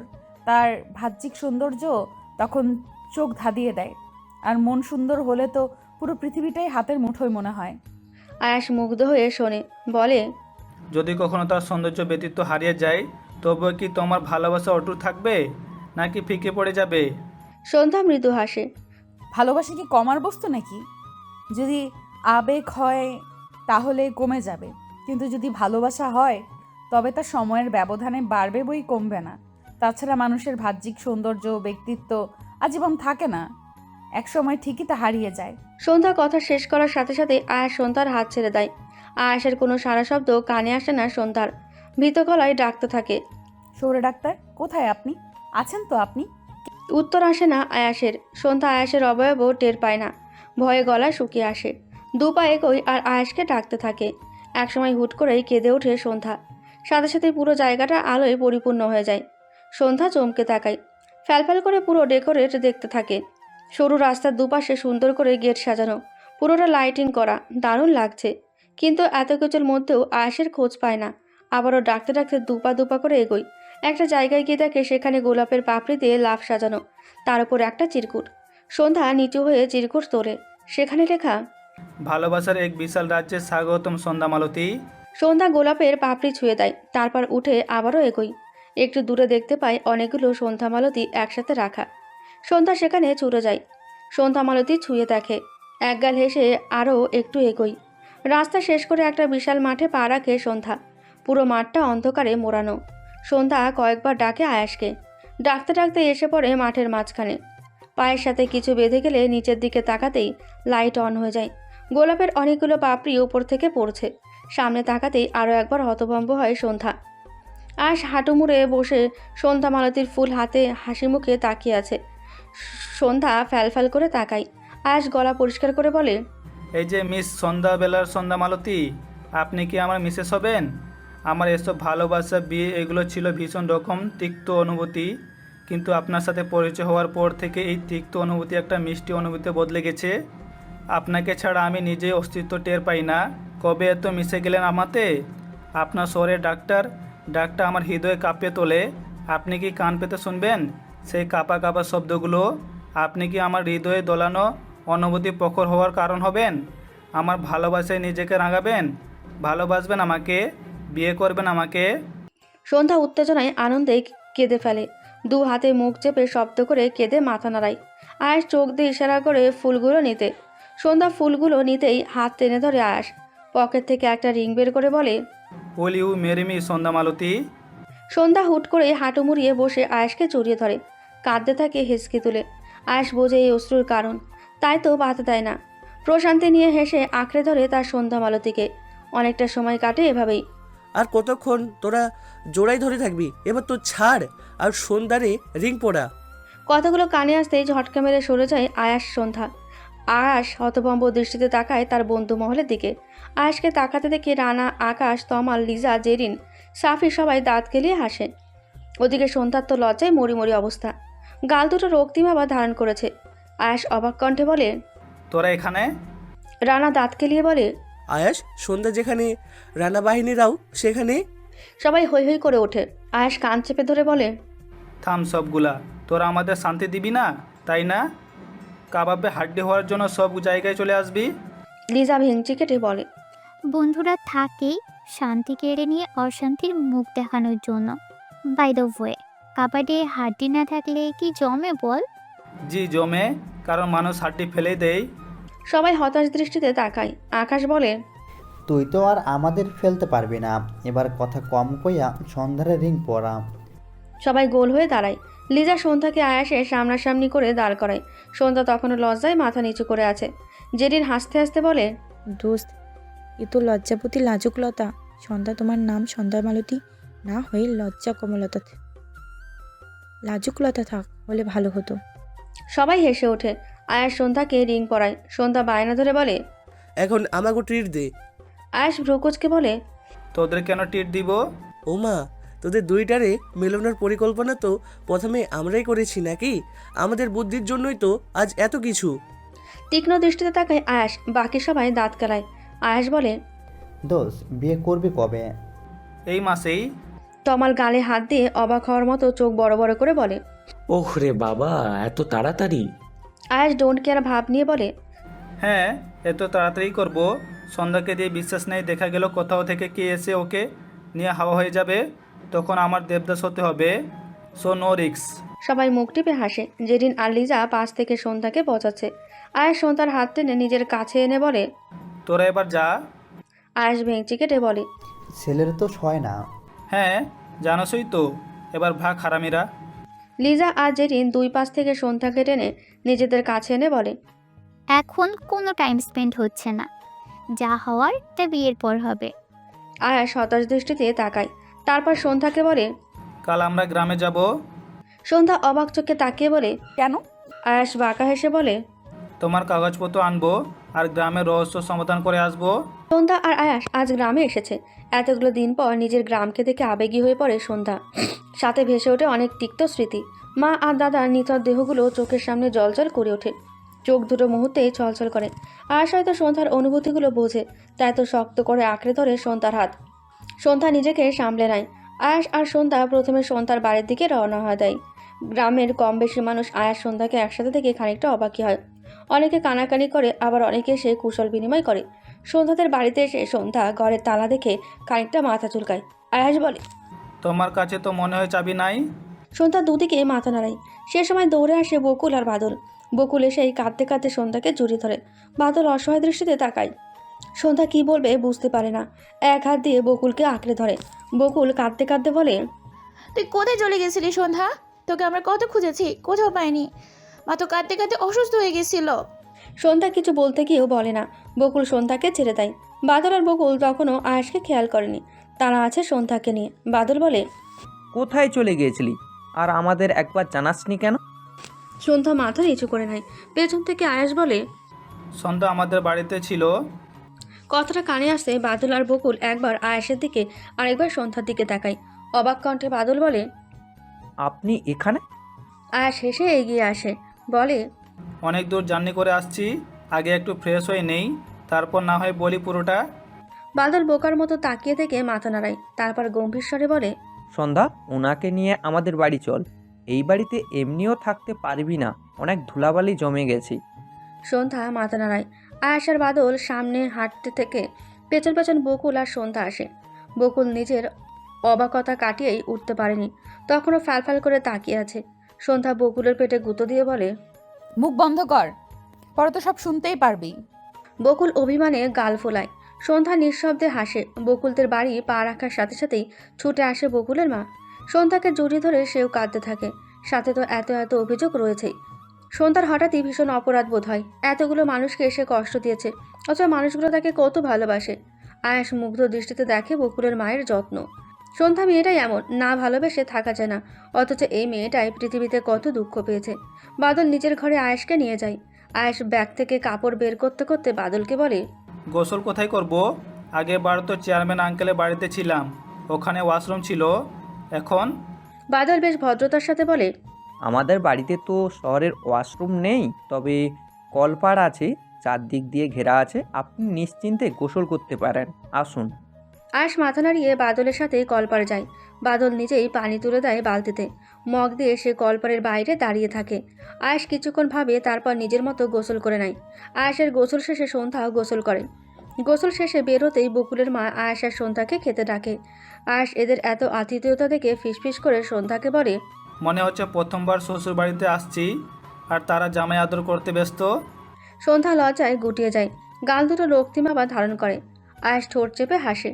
দুজনের খাওয়া শেষে আয়াস বাদলদের সন্ধ্যাকে কিভাবে পেয়েছে তার বিষয়ে পুরোটাই বলে। বাদলের চোখ মুখ গম্ভীর হয়ে যায়। বকুল আর তার মাও অজানা অভিমানে মাথা নিচু করে থাকে। সন্ধ্যা তো অপরাধবোধে সেই কখন থেকে মাথা নিচু করে আছে। বাদল গম্ভীর স্বরে বলে, যদি অ্যাক্সিডেন্টে বড় কিছু হতো কি করতি শুনি? ডাক্তার সাহেবের কাছে না পড়ে যদি খারাপ কোথাও পড়তি কি হতো বলতো? তোর শহরে যাওয়ার প্রয়োজন ছিল, একবার কি আমাদের বলতে পারতি না? বাদলের কণ্ঠে গাম্ভীরতা, অভিমান, স্নেহ, শাসন সবটাই টের পায় আয়াস। কিন্তু এই অভিমানের কারণ খুঁজে পায় না। তবে কি বাদল সত্যি সন্ধ্যাকে ভালোবাসে? আয়াসের ভাবনায় ছেদ পড়ে সন্ধ্যার কথায়। সন্ধ্যা মিনমিনে স্বরে বলে, আমার ভুল হয়ে গেছে বাদল ভাই, আমার আসলেই এইভাবে চলে যাওয়াটা ঠিক হয়নি। কিন্তু কি করতাম বলেন? এখানে আমার মা আর দাদার জন্য শ্বাস আটকে আসতো, আর দুদিনও এখানে থাকলে শ্বাস আটকে মারা যেতাম। সেটা একবার আমাদের বলে দেখতি। বকুলের মা অভিমানী কণ্ঠে বলে, আমাকে কেন কইব বাদল, আমরা হ্যারকে লাগি ক।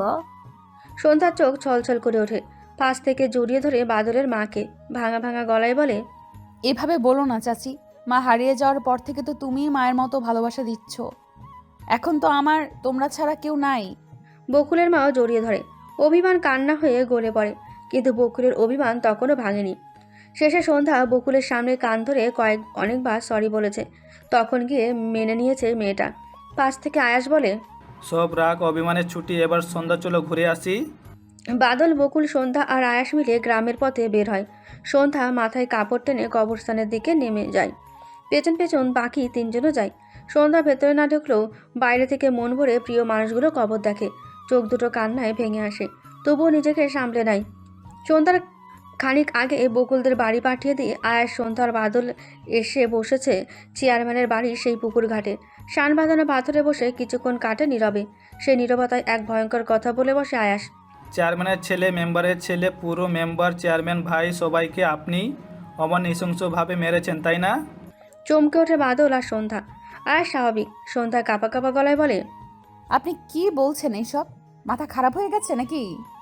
আয়াস মৃদু হাসে বলে, আমি না জেনে কিছু বলি না সন্ধ্যা, যথেষ্ট খোঁজ খবর খোঁজাখুঁজি পর সবটা জানতে পেরেছি। প্রমাণ ছাড়া কিন্তু আসেনি বাদল ভাই। বাদল চোখ মুখ শক্ত করে বসে আছে। সন্ধ্যা ঢোক গেলে কিছু বলতে নিলে বাদল আটকায়, বলে, লুকোচুরি তো অনেক হলো, এবার তাহলে সত্যিটা না হয় শুনুন।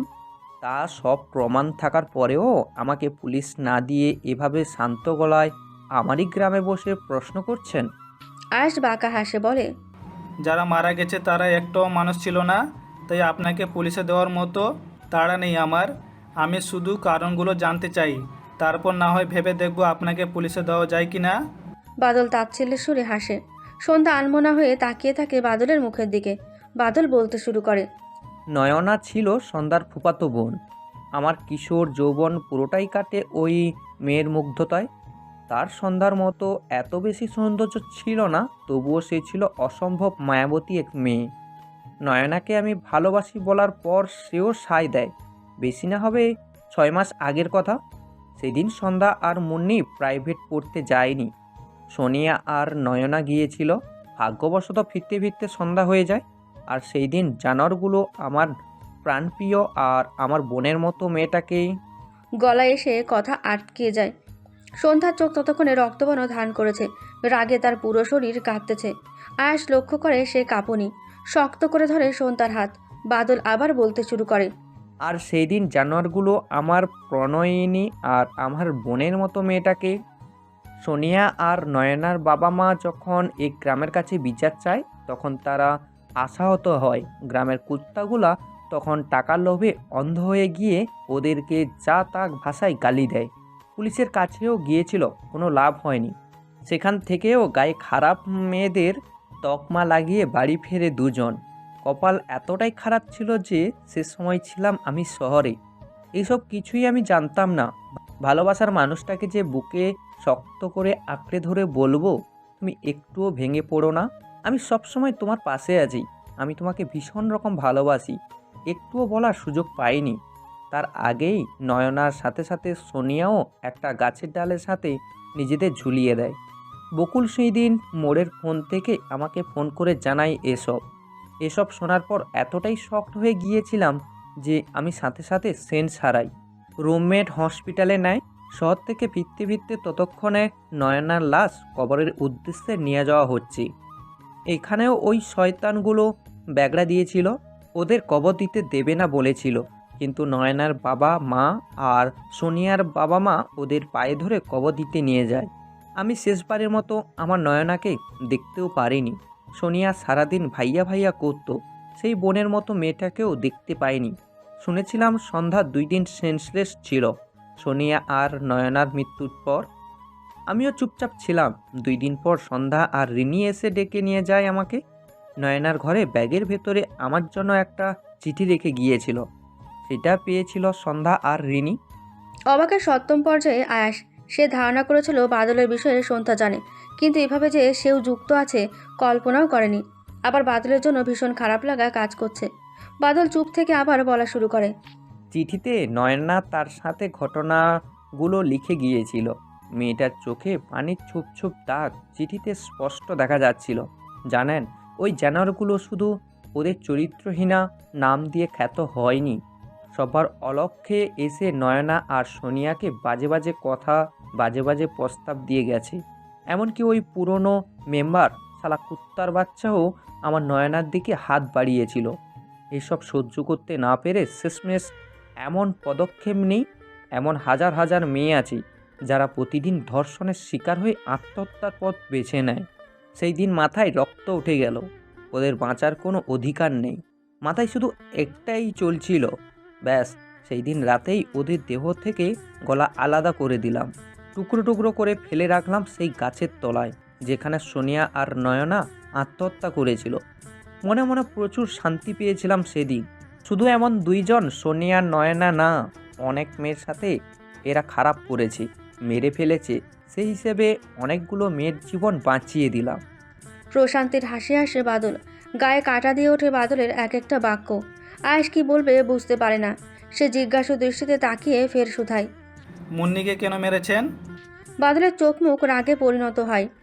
দাঁতে দাঁত চেপে হাত মুঠ করে বসে থাকে। পাশ থেকে সন্ধ্যা বলে, বিশ্বাসঘাতকদের বেঁচে থাকার অধিকার নেই শহরে ডাক্তার। আয়াস সন্ধ্যার কণ্ঠে কেঁপে ওঠে। সন্ধ্যার মুখের দিকে তাকিয়ে দেখে রাগে কান্নায় চোখে রক্ত জমে গেছে, নাকের ডগা লাল টুকটুকে হয়ে আছে। বাদল কোনো উত্তর দেয় না। আয়াস অবাক কণ্ঠে বলে, মুন্নি কি করেছিল? সন্ধ্যা দাঁতে দাঁত চেপে বলে, কি করেনি? বন্ধু নামের কলঙ্ক, নারী নামের কলঙ্ক। একটা মেয়ে হয়ে আর একটা মেয়ের সর্বনাশ করতে ওস্তাদ একদম। আজকে ওই মেয়ের জন্য আমাদের নয়না আর সোনিয়া আমাদের মাঝে নেই। বিশ্বাসঘাতক একটা। সন্ধ্যার কথা শেষ হতেই বাদল বলে, যেদিন মেম্বারের ছেলে আর চেয়ারম্যানের ছেলেকে মেরেছি সেই দিন ওরা স্বীকার করে যে ওদের সোনিয়া আর নয়নার সাথে এসব করতে উৎসাহ দিয়েছিল মুন্নি। কথাটা শুনে মাথায় বাজ পড়ার মতো হয়েছিল। মুন্নি আমাকে পছন্দ করতো, সে নয়নার সাথে আমার সম্পর্কটা মানতে পারেনি, তাই এসব করেছে। রাগে ঠিক করলাম পরের দিন ওর মাথা কেটে নিব, কিন্তু আফসোস ও সেদিনই গ্রাম ছেড়ে চলে গেল। আমি সামনে নিলাম নিজেকে, যেই দিন ও গ্রামে আসছে সেই দিন রাতেই ওকে পুঁতে রেখে দিয়েছি। এতে আমার এতটুকুও আফসোস নেই। যা করেছি তার কোনো দিক দিয়েই আমার কাছে ভুল নয়। ওরা বেঁচে থাকলে এমন হাজারটা মেয়ের জীবন নষ্ট করত, অকালে মৃত্যুর মুখে ঢেলে দিত। আয়াস গম্ভীর কণ্ঠে জিজ্ঞেস করে। তাহলে সন্ধ্যার মা আর বাবাকে কেন মারলেন? চমকে ওঠে সন্ধ্যা, ভয়ে হাত পা কেঁপে ওঠে। এবার যে আরও একটা সত্যি জানবে শুভ্র ডাক্তার। এরপর কি হবে? সন্ধ্যার বাবা মায়ের কথা উঠতেই পরিবেশ শান্ত হয়ে যায়। সন্ধ্যার দৃষ্টি এদিক ওদিক করতে থাকে। বাদল কিছুটা সময় আয়াসের দিকে আর কিছুটা সময় সন্ধ্যার দিকে তাকিয়ে বলে, আমি সন্ধ্যার বাবা মা কাউকে কিচ্ছু করিনি। আয়াস শান্ত গলায় বলে, সন্ধ্যার বাবা মা দাদা কারোই মৃত্যুটা স্বাভাবিক ছিল না, তা আপনিও জানেন আমিও জানি। তাছাড়া এতগুলো মার্ডার আপনি করেছেন, তাহলে এগুলো করেননি কতটা বিশ্বাসযোগ্য? বিশ্বাসযোগ্য না হলেও এটাই সত্যি। তাছাড়া সন্ধ্যার বাবাকে সন্ধ্যার মা কুপিয়ে মেরেছি, আমি না। আয়াস যেন আকাশ থেকে পড়ে। অবাক দৃষ্টিতে তাকায় পাশে বসা সন্ধ্যার দিকে। সন্ধ্যা মাথা নিচু করে বসে আছে, কিন্তু তার মধ্যে অস্বাভাবিক কোনো ভাব দেখা যায় না। বাদল হেসে বলে, ওর দিকে কি দেখছেন? ও নিজেও সবটা জানে। এই কথাটার জন্য একটুও প্রস্তুত ছিল না আয়াস। এত বেশি অবাক হয়েছে যে কথা বলতেই ভুলে গেছে। ফ্যালফ্যাল করে চেয়ে রয় সন্ধ্যার দিকে। সন্ধ্যার চোখের কোণে তখন অশ্রুর ভিড়। নিজেকে সামলে জড়ানো গলায় সন্ধ্যা বলে, হ্যাঁ, আম্মাই আব্বাকে মেরেছে। বাদল ভাইয়ের অপারেশনের দিন আমি বাড়ি এসে পুরনো ট্রাঙ্কে একটা কাগজ খুঁজতে খুঁজতে একটা রক্তে মাখা দা হাতে পাই। সেদিন আম্মা আমাকে সবটা বলে। আয়াস অবাক কণ্ঠে বলে, আন্টি আঙ্কেলকে মারলো কেন? সন্ধ্যা তাচ্ছিল্যের সুরে হেসে বলে, আপনি জিজ্ঞেস করেছিলেন না আমি আব্বাকে কেন ঘৃণা করি? জানেন, আমি আমার আব্বাকে বেস্ট মনে করতাম, কিন্তু সেদিন যখন তার বিষয়ে আগাগোড়া জানলাম তখন ঘৃণার এক শহর তৈরি হলো। আমার আব্বা ছিল ওই চরিত্রহীনগুলোর আরও একজন। আব্বা প্রায় নেশা করে আম্মাকে মারতো, অনেক মেয়ে মহিলাকে বিরক্ত করত। আম্মা সব মুখ বুজে সহ্য করত। আমি কখনোই এসব জানতে পারিনি, মূলত আম্মাই জানতে দেয়নি। একদিন রাতে আমার আব্বা নেশা করে পাশের গ্রামের এক মেয়েকে। কণ্ঠ জড়িয়ে যায়, কথাগুলো আটকে যায়, চোখগুলো তীর করে কাঁপতে থাকে। আয়াস জিজ্ঞাসু দৃষ্টিতে তাকিয়ে থাকে। সন্ধ্যা দম নিয়ে ফের বলে, পাশের গ্রামের এক মেয়ের সাথে বাজে কাজ করে তাকে মেরে গাছের সাথে ঝুলিয়ে দেয়। আব্বা নেশার ঘরে আম্মাকে এসব বলেও ফেলে। আম্মার সেদিন প্রচুর রাগ হয়, ঘৃণা হয়। এমন নোংরা মানুষ তার স্বামী মাথায় আসতেই ঘৃণায় গা গুলিয়ে ওঠে। করে বসে এক ভয়ঙ্কর কাজ, দা দিয়ে কুপিয়ে দেহ থেকে মাথা আলাদা করে দেয়। আম্মার যদি জেল হয় তাহলে আমার কি হবে ভেবেই আব্বার মৃত্যু অ্যাক্সিডেন্ট বলে দেয়। সন্ধ্যা ফুপিয়ে ওঠে। আয়াস আগলে নেয় সন্ধ্যাকে। কয়েক মিনিট পর সন্ধ্যা ধাতস্থ হতে আয়াস আবার বাদলকে জিজ্ঞেস করে, আপনি কিভাবে জানলেন আন্টি আঙ্কেলকে মেরেছে? সন্ধ্যার কাছেই শুনেছিলাম। সন্ধ্যার বাবাকে না হয় ওর মা মেরেছে, কিন্তু ওর মা আর দাদাকে? বাগানের ভেতর থেকে মেয়েরই কণ্ঠে কেউ বলে, আমার আব্বা আর তার সাঙ্গপাঙ্গা মিলে সন্ধ্যার মা আর দাদাকে মেরেছে। আয়াস সন্ধ্যা বাদল তাকিয়ে দেখে রিনি। রিনি শান্তভাবে এগিয়ে এসে বাদলের পাশে বসে। সন্ধ্যা ব্যস্ত কণ্ঠে বলে, কি বললি তুই? চেয়ারম্যান কাকা আমার আম্মা আর দাদারে? রিনি দীর্ঘশ্বাস নেয়, বলে, হ্যাঁ, আমি আব্বার মুখে নিজে শুনেছি। সন্ধ্যা শব্দ করে কেঁদে ওঠে, ভাঙা ভাঙাভাবে বলে, আমার আম্মা আর নিরপরাধ দাদা কি করছিল? চাচা এমন কেন করলো? আয়াস জড়িয়ে ধরে সন্ধ্যাকে। সন্ধ্যা আয়াসকে আঁকড়ে ধরে ফুপিয়ে ফুপিয়ে কাঁদে। রিনি অসহায় দৃষ্টিতে তাকিয়ে বলে, ফরিদ কাকাকে সবার সামনে জুতা পিটা করাই তোর সবচেয়ে বড় ভুল ছিল সন্ধ্যা। আব্বা মনে করেন ফরিদ কাকার খুনের পিছনে তোর কোনো হাত আছে, তাই সে সেদিন তোকে মারতে গিয়েছিল, কিন্তু কাকে আর দাদাকে মেরেছে শুধুমাত্র তোকে শিক্ষা দিবে বলে। এমন মেন্টালি সিক মানুষের কি বলবো বল? আয়াসের চোয়াল শক্ত হয়ে আসে। শুধুমাত্র শিক্ষা দেওয়ার জন্য কেউ কারো পরিবারকে এভাবে শেষ করে দিতে পারে? জঘন্য মানসিকতার লোকগুলোর জন্যই আজ সমাজের করুণ অবস্থা। আয়াস গম্ভীর কণ্ঠে বলে, আপনার বাবা মানসিকভাবে অসুস্থ, ডক্টর দেখান। বাই দ্য ওয়ে, আপনি আপনার কাকা আর নিজের ভাইকে মার্ডার করতে সাহায্য করলেন কেন? রিনি তাচ্ছল্যের সুরে হাসে, চোখে মুখে কাঠিন্য ছাপ স্পষ্ট। একবার সন্ধ্যার দিকে তাকিয়ে বলে, নর পশুরা কখনো কারোর আপন হয় না ভাইয়া। আমাদের নিজের ভাইয়ের জন্য যখন দুইটা মেয়ে প্রাণ দিয়ে দিল, তখন আমার ছোট্ট সত্তা যেন বলে উঠল, এরাও বাঁচার অধিকার রাখে না। ব্যাস। আর কাকের কথা বলতেছেন, ওটা তো আরেকটা জানোয়ার। বাইরের মেয়েদেরকেও তো চায়নি, সাথে আমাকেও চায়নি। নিজের কাকা হয়ে আমার দিকে কুনজর দিয়েছে। সন্ধ্যা যখন ভরা বিচারে ওই পশুটাকে জুতা পিটা করলো তখন প্রচণ্ড রকম শান্তি পেয়েছিলাম, কিন্তু রাতে আব্বার কাকার আলোচনা শুনে ফেলেছিলাম। জানতাম তারা এত সহজে সন্ধ্যাকে ছাড়বে না, কিন্তু এত তাড়াতাড়ি ওর ক্ষতি করার চিন্তা করবে ভাবতেও পাইনি। দ্রুত সবটা বাদল ভাইকে জানালে উনি আর আমি মিলে কাকাকেও টুকরো টুকরো করে দিয়েছি। আয়াস দীর্ঘশ্বাস ফেলে। সন্ধ্যা তখনও তার প্রশস্ত বুকে মাথা রেখে ফুপিয়ে চলেছে। আয়াস আরও একবার বাদলের দিকে তাকায়। তার দৃষ্টি আয়াসের বুকে মাথা রাখা সন্ধ্যা মালতীর দিকে। আয়াস তীক্ষ্ণ দৃষ্টিতে তাকায় তার দিকে, জিজ্ঞেস করে, আপনাকে তাহলে কে এটা করেছিল? আপনার যা অবস্থা ছিল তাতে ওভাবে নিজেকে আঘাত করা খুবই কঠিন ব্যাপার। এবার উত্তরটা রিনি দেয়, মাথা নিচু করে মিনমিনে স্বরে বলে, আমার আব্বাই ওনাকে মারার জন্য লোক পাঠিয়েছিল। আব্বা জেনে গিয়েছিল আমি বাদল ভাইকে ভালোবাসি, এটা তার ইগো হার্ট করেছিল। তাই তো আমার ভালোবাসার মানুষকে এক রাতে মেরে রক্তাক্ত করতেও দ্বিধা করেনি। আয়াসের যেন আজ অবাকের ওপর অবাক হওয়ার পালা। রিনি বাদলকে ভালোবাসে, বিষয়টা তার বোধগম্যই হয়নি। আয়াস অবাক কণ্ঠে জিজ্ঞেস করে, তাহলে বাদল ভাই সন্ধ্যাকে কেন বিয়ে করতে চেয়েছিল? বাদল আস্তে করে বলে, নয়নার প্রাণপ্রিয় ছিল ওই মেয়ে সন্ধ্যা। এই মেয়েটার আশেপাশে সারাক্ষণই ছিল বিপদের মেঘ। তাই তো সবসময় বটগাছের মতো ছায়া হয়ে থাকার চেষ্টা করেছি, যাতে করে মেয়েটার বিপদ না হয়। বিয়ে করতে চাওয়ার এই একটাই কারণ ছিল, আমার হৃদয়ের কিশোরী নয়না ব্যতীত কারোর জায়গা হয়নি আয়াস ভাই। নয়নার প্রতি ভালোবাসার তীব্র প্রখরতা থেকে রিনির চোখ ভিজে আসে, সাথে তার ব্যর্থতার হাহাকার। আয়াসের ভীষণ শ্রদ্ধা আসে মানুষটার ভালোবাসার প্রতি। সন্ধ্যা তো আগে থেকে সবটা জানে, তাই সে তেমন অবাক হয় না। তবে বরাবর নয়নার প্রতি বাদলের ভালোবাসা থেকে সম্মান শ্রদ্ধা বেড়ে যায়। প্রণয় তো এমনি হওয়া উচিত, যেখানে প্রণয়ের মানুষটা না থাকলেও প্রণয় থাকবে আজীবন। পুরোটা জুড়ে না থাকলেও অন্তত এক কোণে সন্তর্পণে ভালোবাসাটা থাকুক চিরকাল। চারদিকে আজানের শব্দে সবাই চুপ করে যায়। আজান শেষ হলে চারজনে উঠে পড়ে বাড়ির উদ্দেশ্যে। আয়াস সন্ধ্যার সামনে গেলে রিনি বাদলকে ডাকে। বাদল চোয়াল শক্ত করে তাকায় তার দিকে। রিনি অসহায়ভাবে বলে, আর কতটা নিষ্ঠুর হবেন বাদল ভাই? আমি তো নয়নার জায়গা চাইনি, আজীবন শুধু আপনাকে নিজের করে চেয়েছি। তবুও কেন আমাকে দূর দূর করে তাড়িয়ে দিচ্ছেন?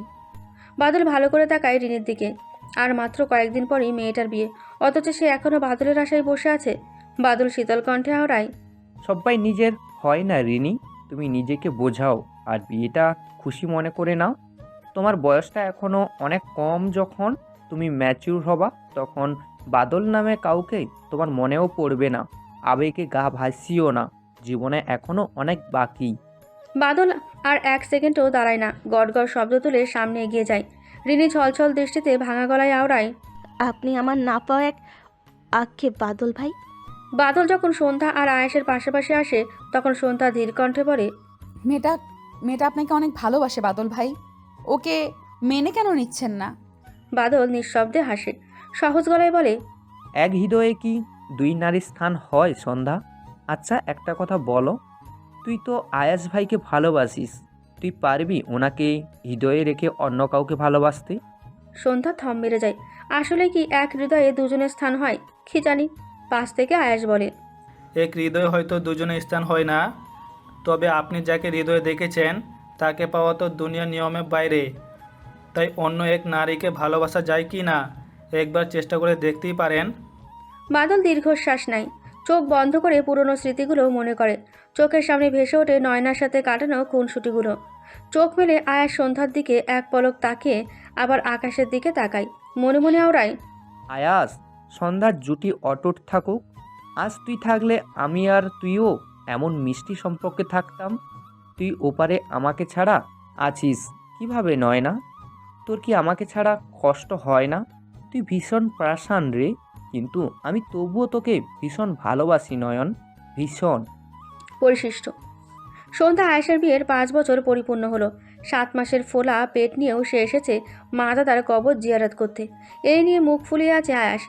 কতবার নিষেধ করলো এই সময় যাওয়ার দরকার নেই, সামনের বাজ্যেও, কিন্তু সন্ধ্যার জেদের কাছে সে হার মানতে বাধ্য।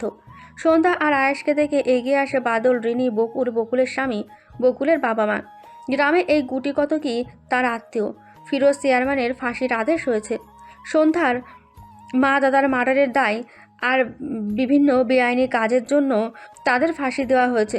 সেদিনের রহস্যগুলো ওই সন্ধ্যাবেলার সাথে সাথেই হারিয়ে গেছে। কিন্তু অকারণে সন্ধ্যার মা দাদার মৃত্যু মানতে পারেনি আয়াস। তাই তো অনেক কষ্টে প্রমাণ জোগাড় করে ফিরোজকে আইনি হেফাজতে দিয়েছে। রিনির পরিবারের তখন বেহাল দশা। রিনির বিয়েটাও ভেঙে যায়। গ্রামে একটা মেয়ের বিয়ে ভেঙে যাওয়া মানেই হাজারটা অপমানের শিকার হওয়া। সন্ধ্যা আর আয়াস অনেক বুঝিয়ে শেষে বাদলকে রাজি করায় রিনিকে বিয়ে করতে, এবং অবশেষে রিনিকে এসে বিয়ে করে। নয়না হৃদয়ের এক কোণায় থেকে গেলেও রিনির প্রতি দায়িত্বের কমতি রাখেনি বাদল। যথেষ্ট ভালোবেসে আগলে রাখার চেষ্টা করে। সন্ধ্যাকে দেখেই এক এক করে জড়িয়ে ধরে রিনি। বকুল আর বকুলের মা সন্ধ্যার পেটে হাত রেখে বলে, এর পেট নিয়ে তোর আগুনের কি দরকার আছিল সন্ধ্যা? সন্ধ্যা হেসে বলে, ওমা, তুমিই তো বলো প্রথম সন্তান মায়ের বাড়িতে হয়, তাই তো তোমার কাছে চলে আসলাম। তুমি ছাড়া আমার আর কে আছে কাকি? বকুলের মা স্নেহ ভরা চোখে তাকায়। পেছন থেকে একদল কণ্ঠে ভেসে আসে, আমরাও আছি আন্টি, বিনা দাওয়াতে চলে আইছি। সবাই পেছনে ফিরে দেখে রানা, আকাশ, তমাল, সাফি, লিজা, জেরিন এবং এদের সবার লাইফ পার্টনারও দাঁড়িয়ে আছে। সবগুলোর 32টা দাঁত বের করে আয়াস অবাক কণ্ঠে বলে, তোরা এখানেও হাজির? তোরা দেখি বউ নিয়ে শ্বশুরবাড়িতে আসতেও দিবি না? লিজা দাঁত বের করে হেসে বলে, বাসর ঘরে কিন্তু যায়নি, তাই সব জায়গায় যাই এটা কিন্তু বলতে পারিস না তুই। আয়াস দাঁতে দাঁত চেপে বলে, বাসর ঘরে না এসে আমাকে উদ্ধার করছিস বইন, এবার মুখ বন্ধ রাখ। সবাই ঠোঁট চেপে হাসে। সন্ধ্যা লজ্জায় লাল হয়। রানা এগিয়ে এসে আয়াসের কাঁধে হাত রেখে দাঁত বের করে বলে, তোমার বন্ধুরা যতদিন আছে ততদিন তোমাদের পিছে পিছে যাইমু। কি করছ তোরা? সবাই একসাথে হৈ হৈ করে ওঠে। এরপর এগিয়ে চলে কবরস্থানের দিকে। সবাই যখন কবর জিয়ারত করতে ব্যস্ত, তখন সন্ধ্যা একদৃষ্টিতে মায়ের কবরের দিকে তাকিয়ে আস্তে করে আওড়ায়, আমি পরিপূর্ণ আম্মা, দেখো আমার ভরা সংসার। তোমার সন্ধ্যা মালতী আর একা না, শুধু তোমারই দেখার সৌভাগ্য হলো না। তুমি ওপার থেকে দোয়া করো তোমার সন্ধ্যা মালতী যেন এইভাবেই সব আঁকড়ে বাঁচতে পারে। কবর জিয়ারত শেষে আয়াস আসে সন্ধ্যার কাছে। সন্ধ্যার পেটে হাত বুলিয়ে বলে, কষ্ট হচ্ছে? সন্ধ্যা হেসে বলে, জি না শহুরে ডাক্তার, আপনার সন্ধ্যা মালতী এবং জুনিয়রের একটুও কষ্ট হচ্ছে না। আয়াসও হেসে বলে, তোমার মনে আছে প্রথম দেখার কথা? তোমাকে যখন জিজ্ঞেস করেছিলাম তোমার নাম কি, তুমি তখন কিভাবে খিলখিলিয়ে হেসে উত্তর দিয়েছিলে মনে আছে? সন্ধ্যা আয়াসের প্রশস্ত বুকে মাথা রেখে প্রশান্তির হাসি হেসে বলে, আমি এক স্নিগ্ধ সন্ধ্যাবেলার সন্ধ্যা মালতী শহুরে ডাক্তার, শহুরে ডাক্তারের সন্ধ্যা মালতী।